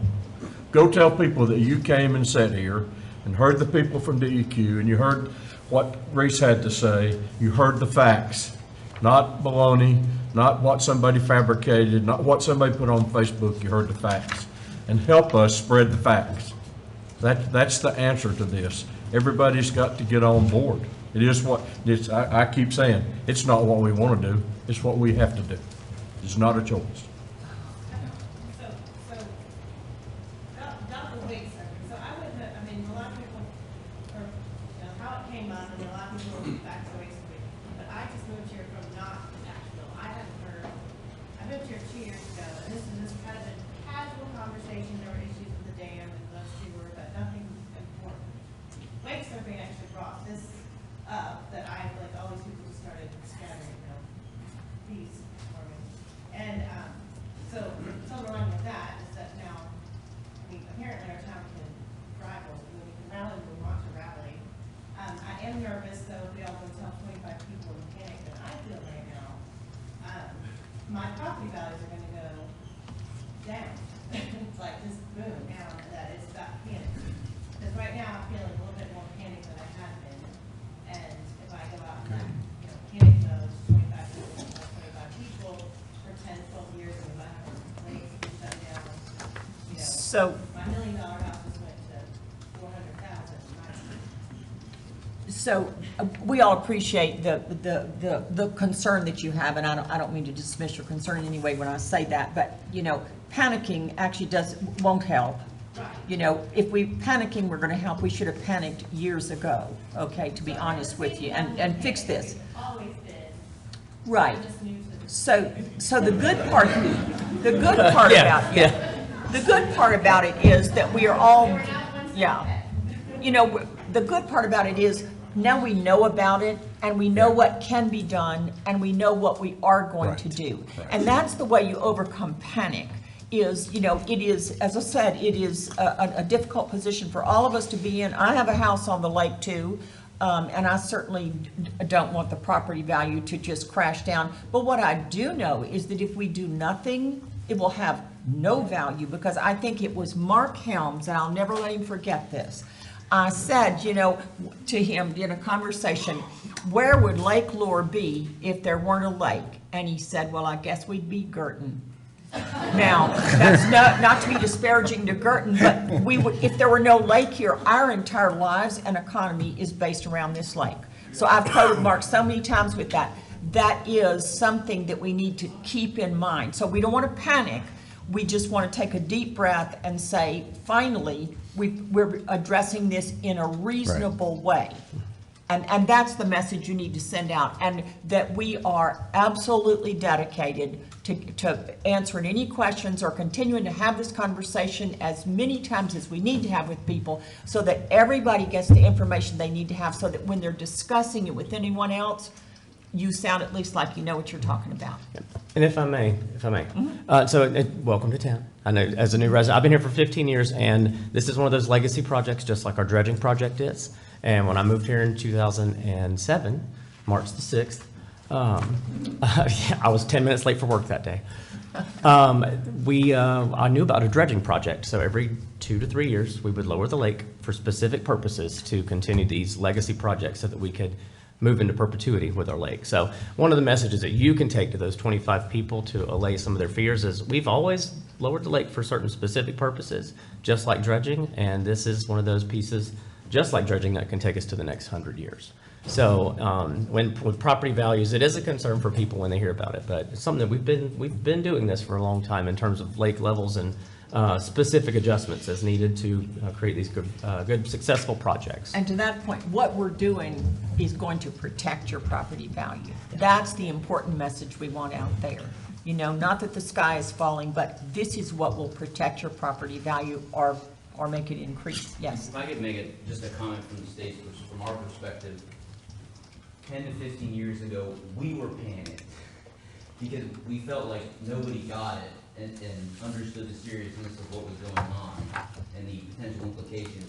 Now we are not panicked because there is a good plan in place and we are very close to being able to execute it. And you should feel optimistic about this new design and the fact that your assets are going to be protected and that you're going to have something that'll last beyond 100 years and be state-of-the-art and easy to maintain. So from my perspective, we were panicked and now we're not. And so maybe, you know, you can frame things that way.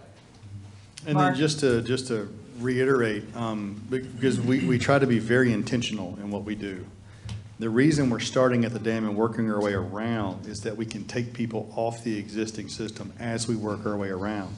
And so as we pass your property, your risk is eliminated, so that if you were trying to sell your home and they said, I've heard about this issue with Lake Lure, you say, no, we're on the new system, we don't have that risk.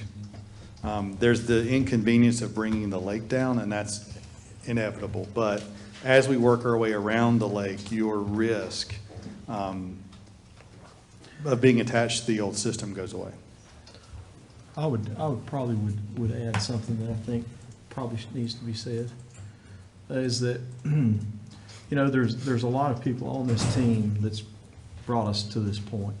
I had to start earlier by mentioning Mayor Cooley. He got it. From the get-go, he got it. This board got it. This board continues to get it. Having Kurt come in, Kurt gets it. David Arrowood, your Public Works Director, who does the work day to day, gets it. We've got some of the best engineers. They get it. The state's a partner with us now. So we're at the confluence of a lot of good things right now. And small town democracy, election cycles, you're baking a cake, take out the chocolate and put in vanilla, you get a different outcome. Elections are important. And the people who run for office and their ability to grasp the concepts and fight for the right things is important to this community. I can say that. I'm a town manager. I work for these folks. But I can tell you that your election cycles in this town are critical of having the right people run, that have the ability to grasp what needs to be done and the political will to push things forward and keep it on track. One election cycle can change the outcomes, and these guys at the state know it. And when that happens, there's not a lot they can do about that.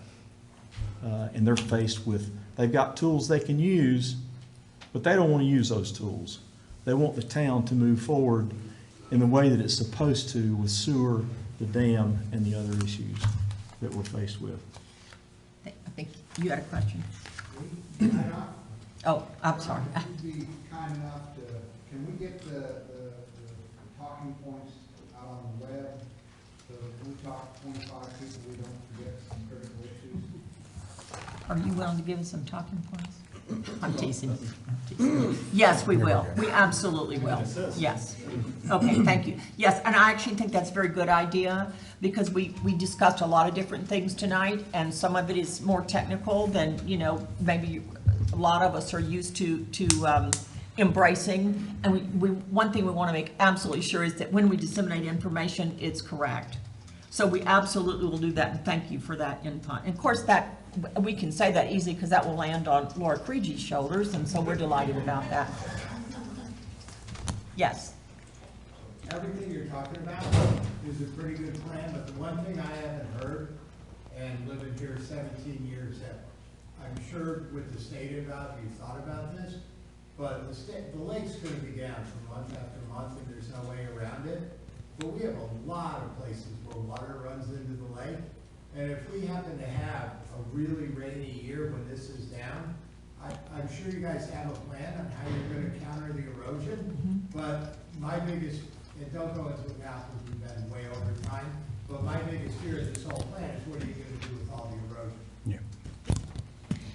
Thank you for bringing that up. I mean, so some of those things to me that's very comforting to me is that as we go through this process, we're going to have the same people involved in it from the beginning, with DEQ, with Reese, with Kurt, so that we look at all these things and we keep them in mind as the process goes on and on for years and years. And so all things like that will be addressed. 30 creeks that run into the lake, We right? do, yes. 42.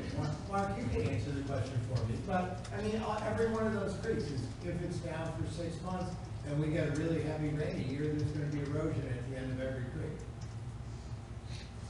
So those are things that definitely will be addressed. Thank you for bringing that up. Mark, did you have a comment? Yeah, I just wanted to say, if there's one of the days that I don't want anybody's job outside of the wood up there, it's today. Today.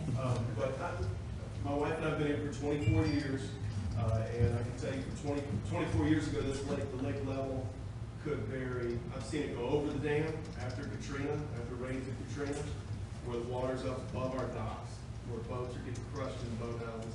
I've seen it go down to, there was a year where the dam was leaking water an inch a day in the summer. The lake got down 3 or 4 feet in the summer with no answers to why it happened. So what I'm saying is, once we really, the town council figured out that we've got issues, they took hold of it. As soon as they put more people to the dam, I've also taken a tour of the dam electric house, whatever it's called. 24 years ago, it looked like a yard sale down there. And a couple of years ago, after we've gotten our hands on it, it's organized. This is what this does. Everything's done. So that we, the town, have taken charge. And what you're looking at now with the lake, there's no more complaints about lake levels. If there's going to be a bunch of rain that'll come down a little bit, it's all beautiful. So I've seen this town get more organized, get more focused, and that's what you're seeing now. There's always something to complain about if we're looking for it. And I think the whole lot of panic and fear, but I think what we need to look for right now is acceptance. This is how it is. And it seems like the town council, town management, everybody is on board, move forward as fast as we can and get it done as quick as we can, with as little pain as possible. Thank you, Is that Mark. correct? Yes, that Yes. is. Yes. As little pain as possible. That's right. Thank you for that. I think we all feel that way, but that's good for you to express that. Anything else, Reese? Any other questions? If not, I think we're going to move on to, David is going to give us an update on the dam. Reese, Sure. thank you so much. Thanks, Just not Reese. for tonight, but for every Tuesday. Thank you.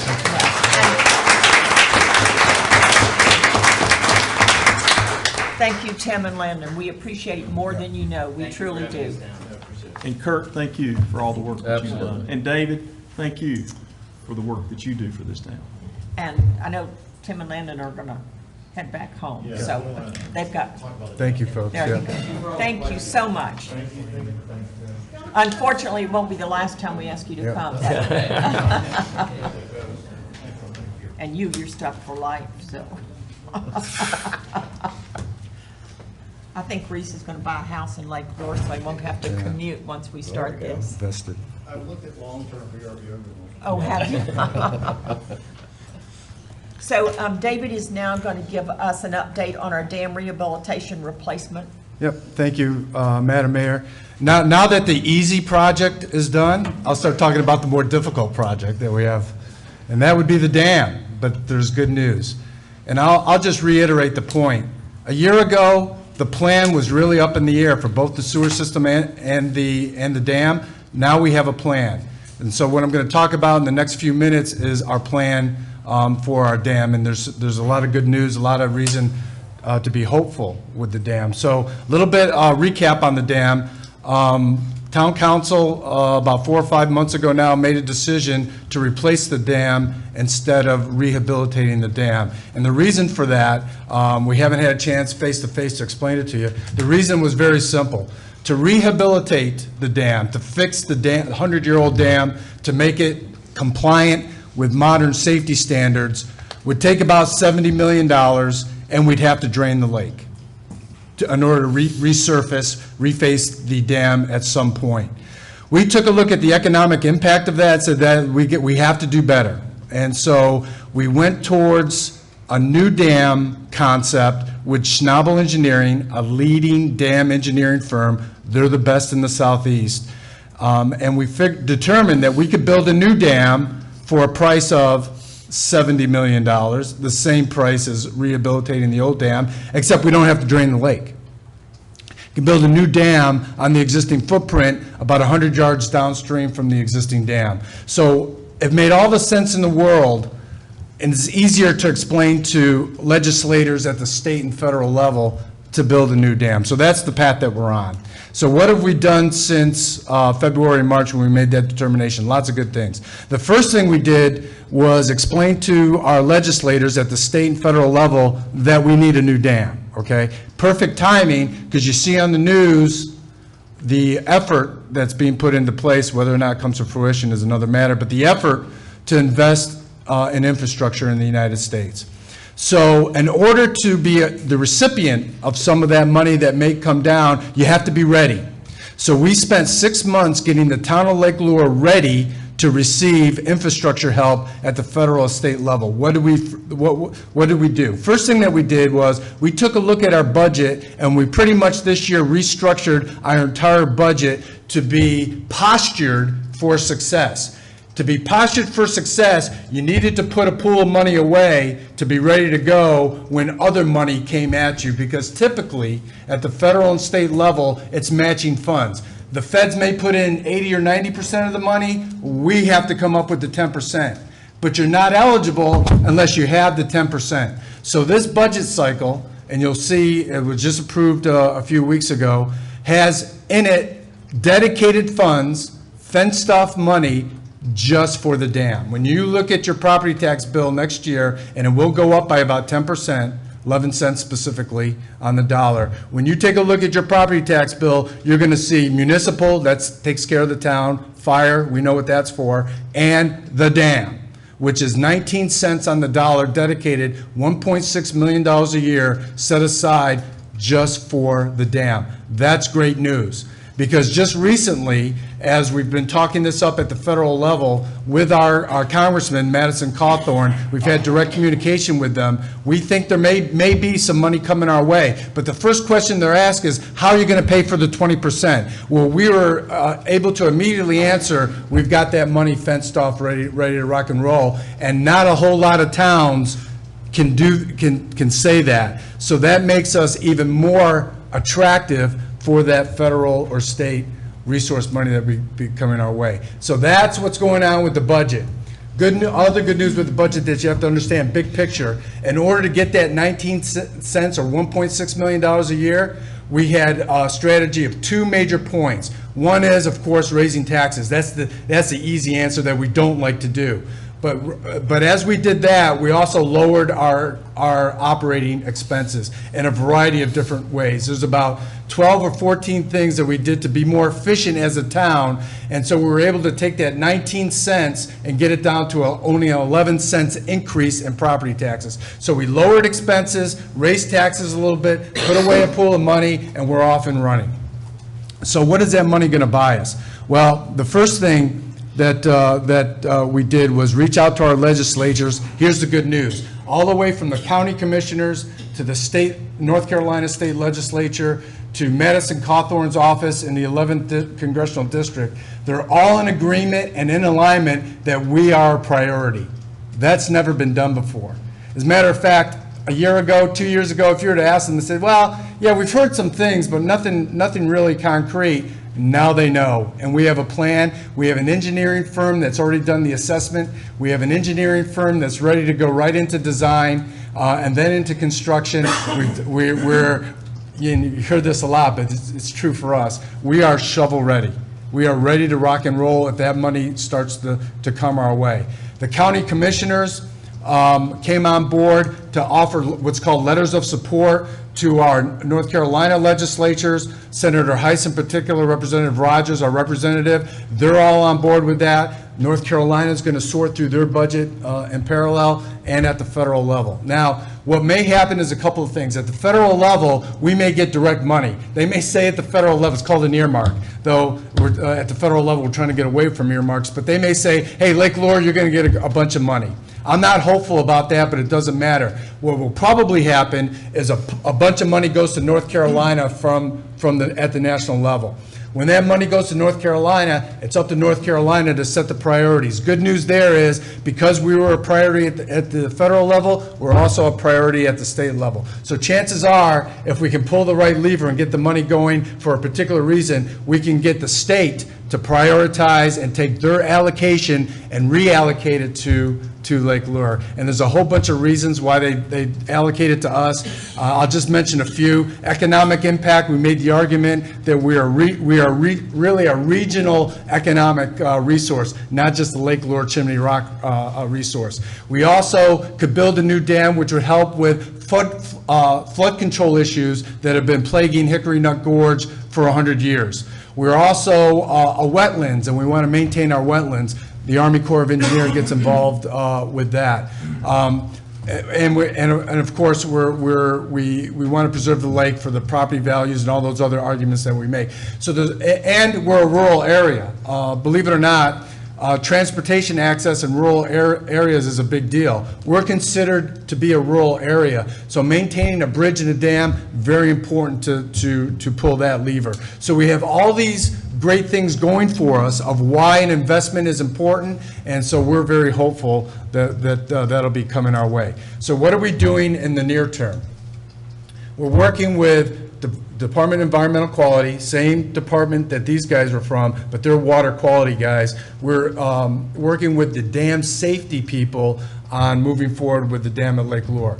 You talked about the access valve for the sewer system to get us down 20 feet. That same access valve also doubles as a safety valve for the dam in case something untoward were to happen with the dam. We could lower the dam, reduce the pressure on the dam in case of an emergency. To the dam safety people in the state of North Carolina, that was good news, because that really bought us time to continue on our timeline for replacing the dam, which would probably take upwards of 10 years with all the different pieces that we have to put together. So that was good news, and that's going to happen. That dam install will probably happen in the springtime, I'm guessing, as the design's going on right now, but it can happen at full pond. We don't have to lower the lake to put that access valve in. Also, Laura Craigie, town management, we've also been working with the Federal Emergency Management Agency to get smaller grants to help keep the football going down the field. They've already given us $120,000 for the valve. We've also got another application in to get us about $58,000 to start the design process, which is really a field survey type of thing in the very beginning. So there's multiple things that have to go on. We're trying to get other people's money. That's always a good thing, right? Other people's money to come in to help us continue down the path as we look at the big state and federal grants as we're coming our way, and a little bit of our own property tax put into the mix as we move forward. Yeah, so the 10-year timeline for the dam, I just mentioned that briefly. So thank you, Mayor. So the first thing that's going to happen is we've already done the assessment of the dam, is to get into doing a bunch of field survey work of where to put the dam. We know that the dam's going to be a gravity dam instead of a compression type dam that we have right now. So it's going to be a gravity dam. You've seen those around. There's a lot of those in North Carolina. Pretty much either a combination of earth and concrete. Percentage we don't quite know yet. But this dam will be placed about 100 yards downstream from the dam that we have today. The bedrock is good over there. The engineers already know that. And so this dam would be a little bit more substantial. We don't know if the bridge is going to go over the dam yet. There's some arguments to be made to put the bridge on the dam to get transportation money working our way, but we don't want to let the bridge hinder our progress on the dam. So there is an option that we're not quite sure how it's going to play out, to take the bridge off the dam and to put it further downstream, probably where Island Creek is coming across the Rocky Broad down there. So we got to get into survey work, conceptual design work with Schnabel Engineering, design in general, 2 to 3 years. Then we have to go into getting permits from the Army Corps of Engineers, permits from the state of North Carolina. That'll take a few years. And then we'll get into construction, depending on the available resources. That'll probably take 3 or 4 years while we try to continue to have access over the bridge to Buffalo Shoals on the backside. Yes, sir? What happens to the old dam? So the old dam is actually a good thing. It's actually a barrier. I would say the upper parts of it are probably an eyesore, and you need to have a good flow of water that's over the old dam in order to make the new dam function. So conceptually right now, I would say that an upper portion of the existing dam would go away. But there's really no reason for the bottom 70, 80 foot to do anything except sit there. And it'll be underwater and no one would see it anyway. Yes, sir? Mark? Mark? Am I to assume that we're going to get out of the power business? So that gets a little complicated. Right now, of course, we have a hydroelectric plant that's maintained by the town of Lake Lure. That is an option that no longer exists in the nation to have, because we're called a micro hydroelectric plant. Under a certain level, we're allowed to, almost like a private entity, to maintain that power plant. A new one with a new dam would come under federal regulation.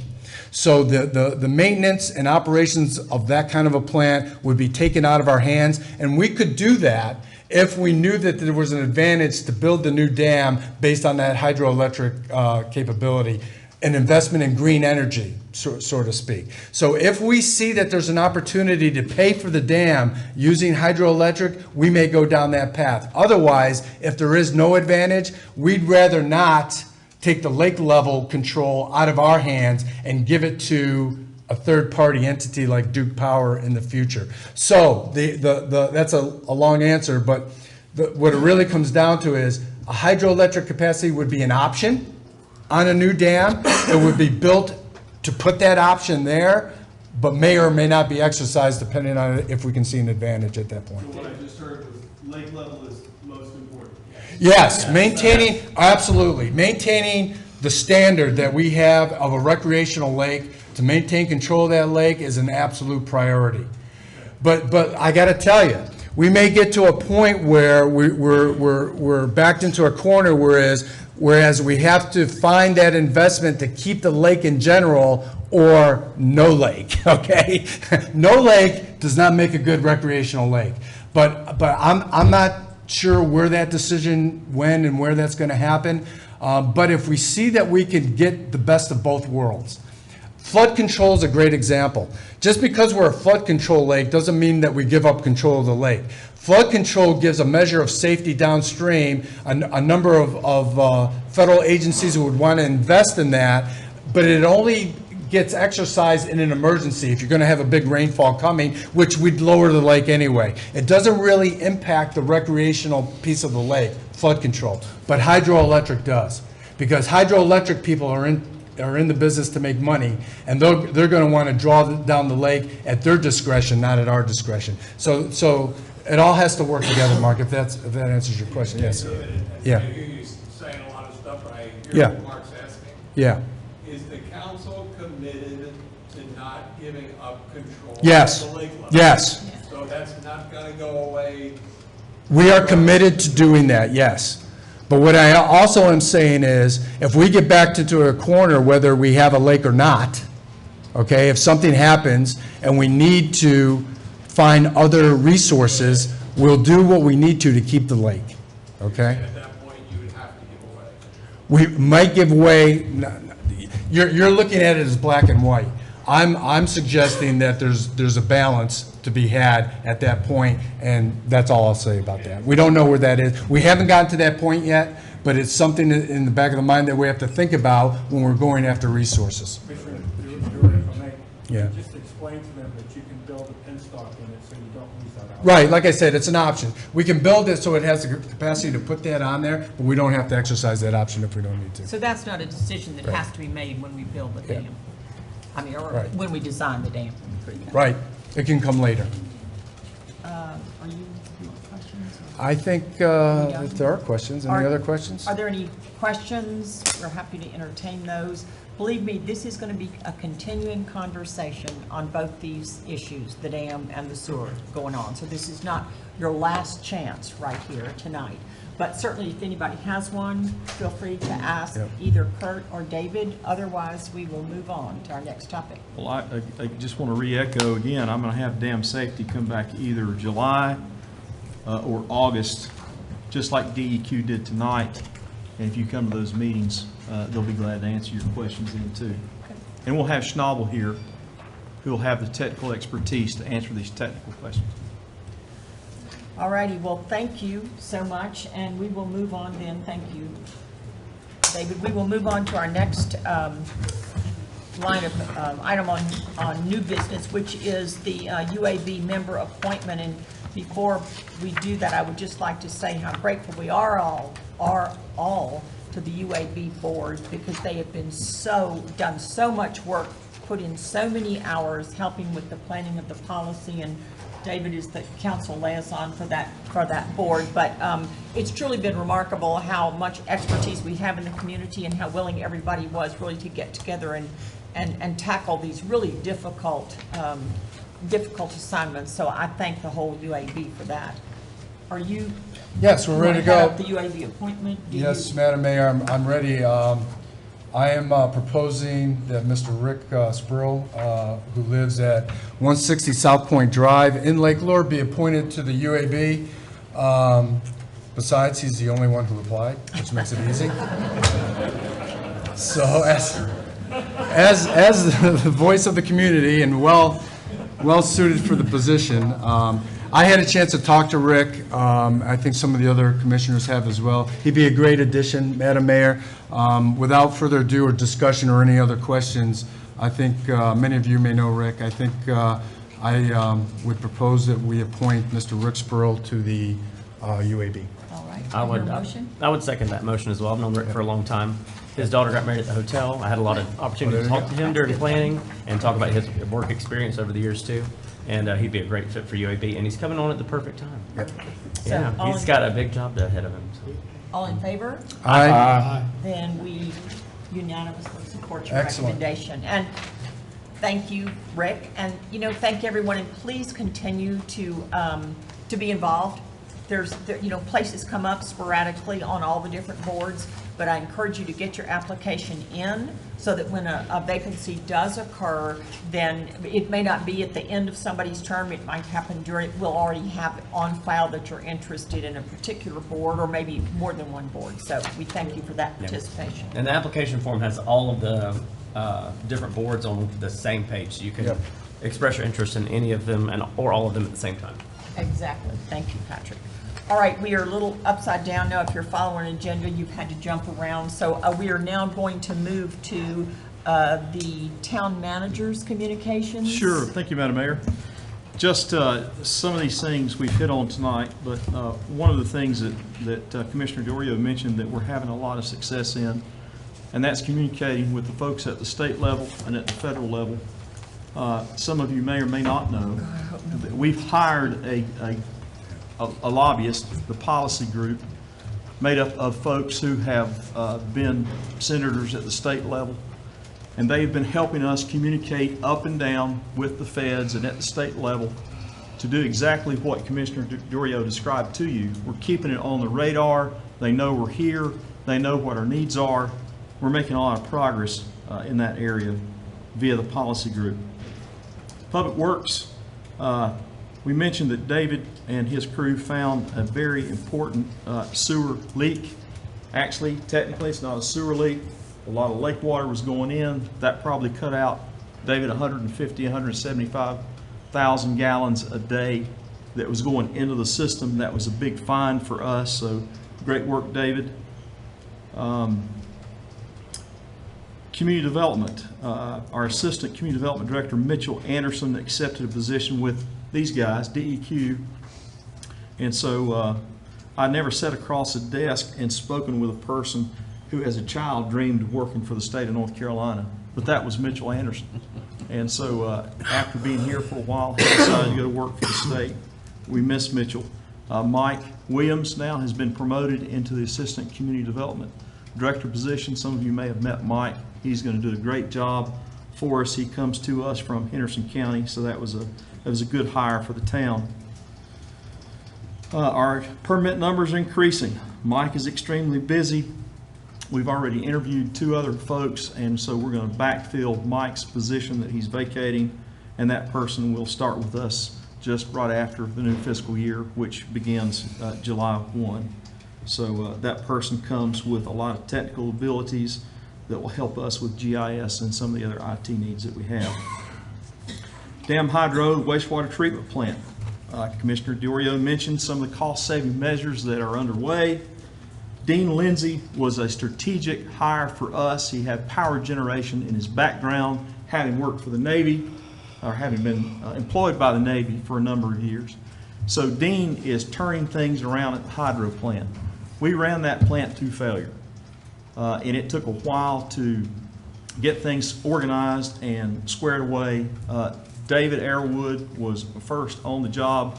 Kurt came in and helped with that.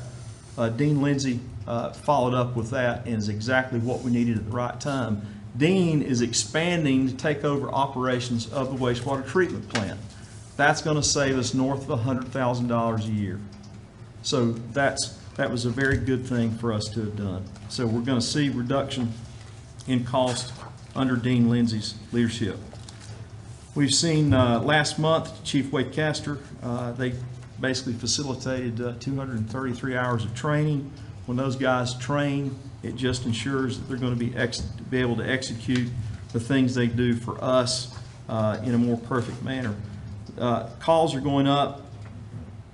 They were having roughly 1 call on average per day. Now that we're in the season, it's crept up to 1.5 calls per day. So we're seeing those numbers increase, but Chief Wade Castor is one of the guys that stays calm under pressure, has always done a great job for us. He's going to continue to do that. Chief Humphreys, this is police. They had a busy month. He also expects activities to increase as our guests return, as our second homeowners return. So we're thankful for the chief in his leadership. As was mentioned earlier, the police officers in the police department have been undergoing training with Parks and Rec Director Givens. And so they're now getting refresher courses on what our ordinances are relative to lake use. So they're doing a great job, and they're doing the things they need to do to keep us safe. Director Givens, Parks, Rec, and Lake. We're seeing a lot of activity there. We did have an appraisal performed for the golf course property. That is another area that we're losing approximately $100,000 a year. It's important for us to be able to communicate to our state legislators that we are willing to tighten our belt and do the things that we need to do. If we're asking for folks in the General Assembly to send us money that comes from other taxpayers in other parts of the state, they want to be able to say, Lake Lure is doing everything that it can possibly do, so we're willing to help them because they're helping themselves. It's an important message for us to have. We did send an early termination agreement to Town Council for their review, as written by the Town Attorney, It's something that we would only enter into if the current concessionaire operator would want to do. He's indicated that he would do that after this first golf season is over. We'll see. That's a big discussion that we're having right now. We'll see where that goes. Finance Director Carr did an outstanding job this year with the budget. He stayed on top of things. Working with front staff, we're seeing folks convert from traditional snail mail pay to auto pay. So we're converting those folks to about 20 a month. That means less folks coming into town hall. That means less contact with staff so they can do other things. It's less busy work. So Sam has been helping oversee that project. We have hired Assistant Finance Director Steve Ford. As Sam begins to think about retirement, we have basically a plan in place for this guy to step up and basically become our finance director. But he'll be there for a while. He's going to work for Sam. Sam right now is working to find a place for him in Town Hall. Communications. Laura not only does communications for us, but she also is our primary grant writer. So Laura has been doing a fantastic job for us in addition to Dana Bradley. Dana's doing a great job for grant writing in Parks and Rec. But Laura has been focusing on the dam as of late. You've already heard some about that. I think that's it. That's probably plenty. I've probably spoken enough tonight, Madam Mayor. All yours. All right. We will then move on to our council liaison reports and comments. I'll start with Commissioner Kilby. LAB met yesterday, pretty much a regular meeting, a lot of discussion, reports, nothing earth-shattering there. Talked about with Dean Givens about boat permits, the fact that we have the lake patrols are on an increase this year. Please understand that's not being done to harass anyone. It's being done for safety reasons. It's being done for make sure people are properly licensed and make sure they're properly permitted. Make sure the town's not missing revenue where for some reason. I think I mentioned that this past weekend, I think almost 50 permits were sold through the marina for people that were stopped on the lake, either in motorized or non-motorized boats without permits. So the police are doing their job. Dean's done a couple of training classes with them, proper way to stop, things to do. So it's all working great from that, and we appreciate the police department, what they're doing there. ABC meets next Monday, ABC board. I will tell you, I got a call from a business person this morning, email and a call. Things are tough at the ABC store as far as product. There's just things because of COVID and everything that they can't get. And it's not because they don't want to, they just cannot get it. So please be understanding. They're doing their best that they possibly can do in keeping the product there. You know, they're at the mercy of the state. They put it on the order, and if they have it to send, they do, and if they don't, they don't. And it's not like you go to another supplier and get it. All comes from the state, if you know how the ABC state, North Carolina State ABC board works. So they're working hard, making some improvements, some new cabinetry, the front things to make things more efficient. So be patient with the ABC. They're doing the best that they possibly can do under the circumstances. That's all I have, ma'am. All right, thank you. David? Yes, UAB. So maybe news for some. AT&T is dedicated to put in a communications tower in Lake Lure to cover our gap in coverage with the cell phone in particular, but also for home internet, broadband in general. So AT&T has come to us. We've been working with them now for over a year. Commissioner Bryan has been involved, town manager, community development folks as well. The question is, where do we put the tower? And so there's been a lot of ideas that are out there. After a year of looking at this, either on private land or on town land, it's really come down to two locations that's being looked at by the UAB. That is Morris Park or the old campground area section of it, which would be more set out of the way. If it's put into a place like Morris Park, there are ways to make it look like it's part of the environment, things like making it a flagpole or whatever, but at reduced capability.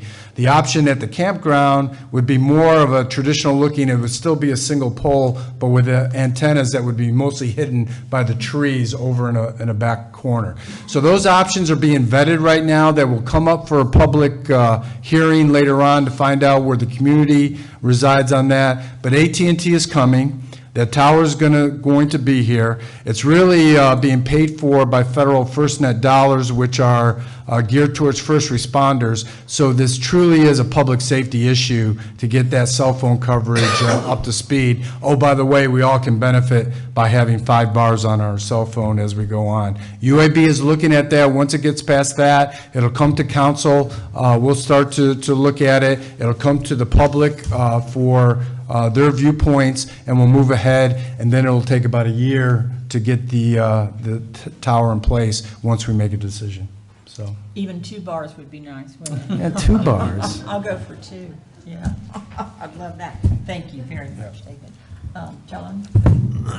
There was no business to come before the zoning and planning board this month, so there was not a meeting. Okay, thank you. All right. Board of Adjustment and Lake Structures Appeals Board had a meeting regarding parking spaces at the space that is just north of Burgess Produce Stand. The folks that purchased Lure Ridge a couple years ago and redeveloped that property, we're hoping to put in painted parking spaces in that location. Didn't quite meet specifications in our current regulations.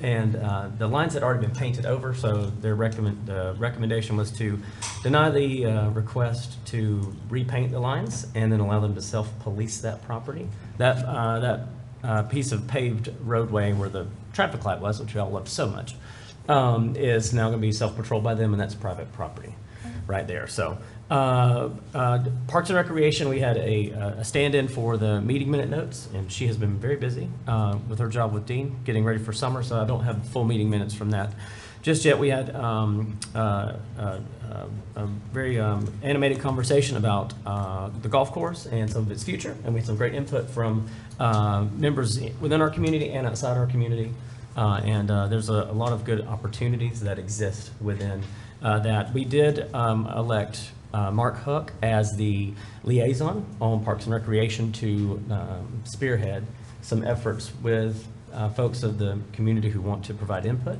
alongside myself with that. So things are going great at the Flowering Bridge. Trail counters are dipping just slightly, but it's right before school gets out for the summer.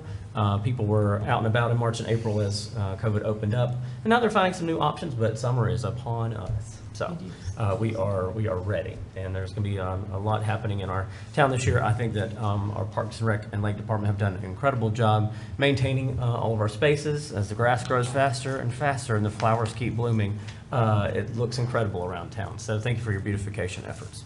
I'll provide a secondary update in the next meeting once I receive the full meeting minutes, so I can be accurate. Thank you. Yep. Thank you. That's a big project. Yes, Thank y'all for yep. taking And they were it. talking Olympiad and some other things, and we'll have to follow up on those. Okay, all right. We will, pardon me, we'll now move on to public comment. Is there anyone who's not already talked out, right? From the public who would like to speak, if you would, you may certainly speak for less than 5 minutes. If you would like to speak, please come up to rostrum and state your name and your address.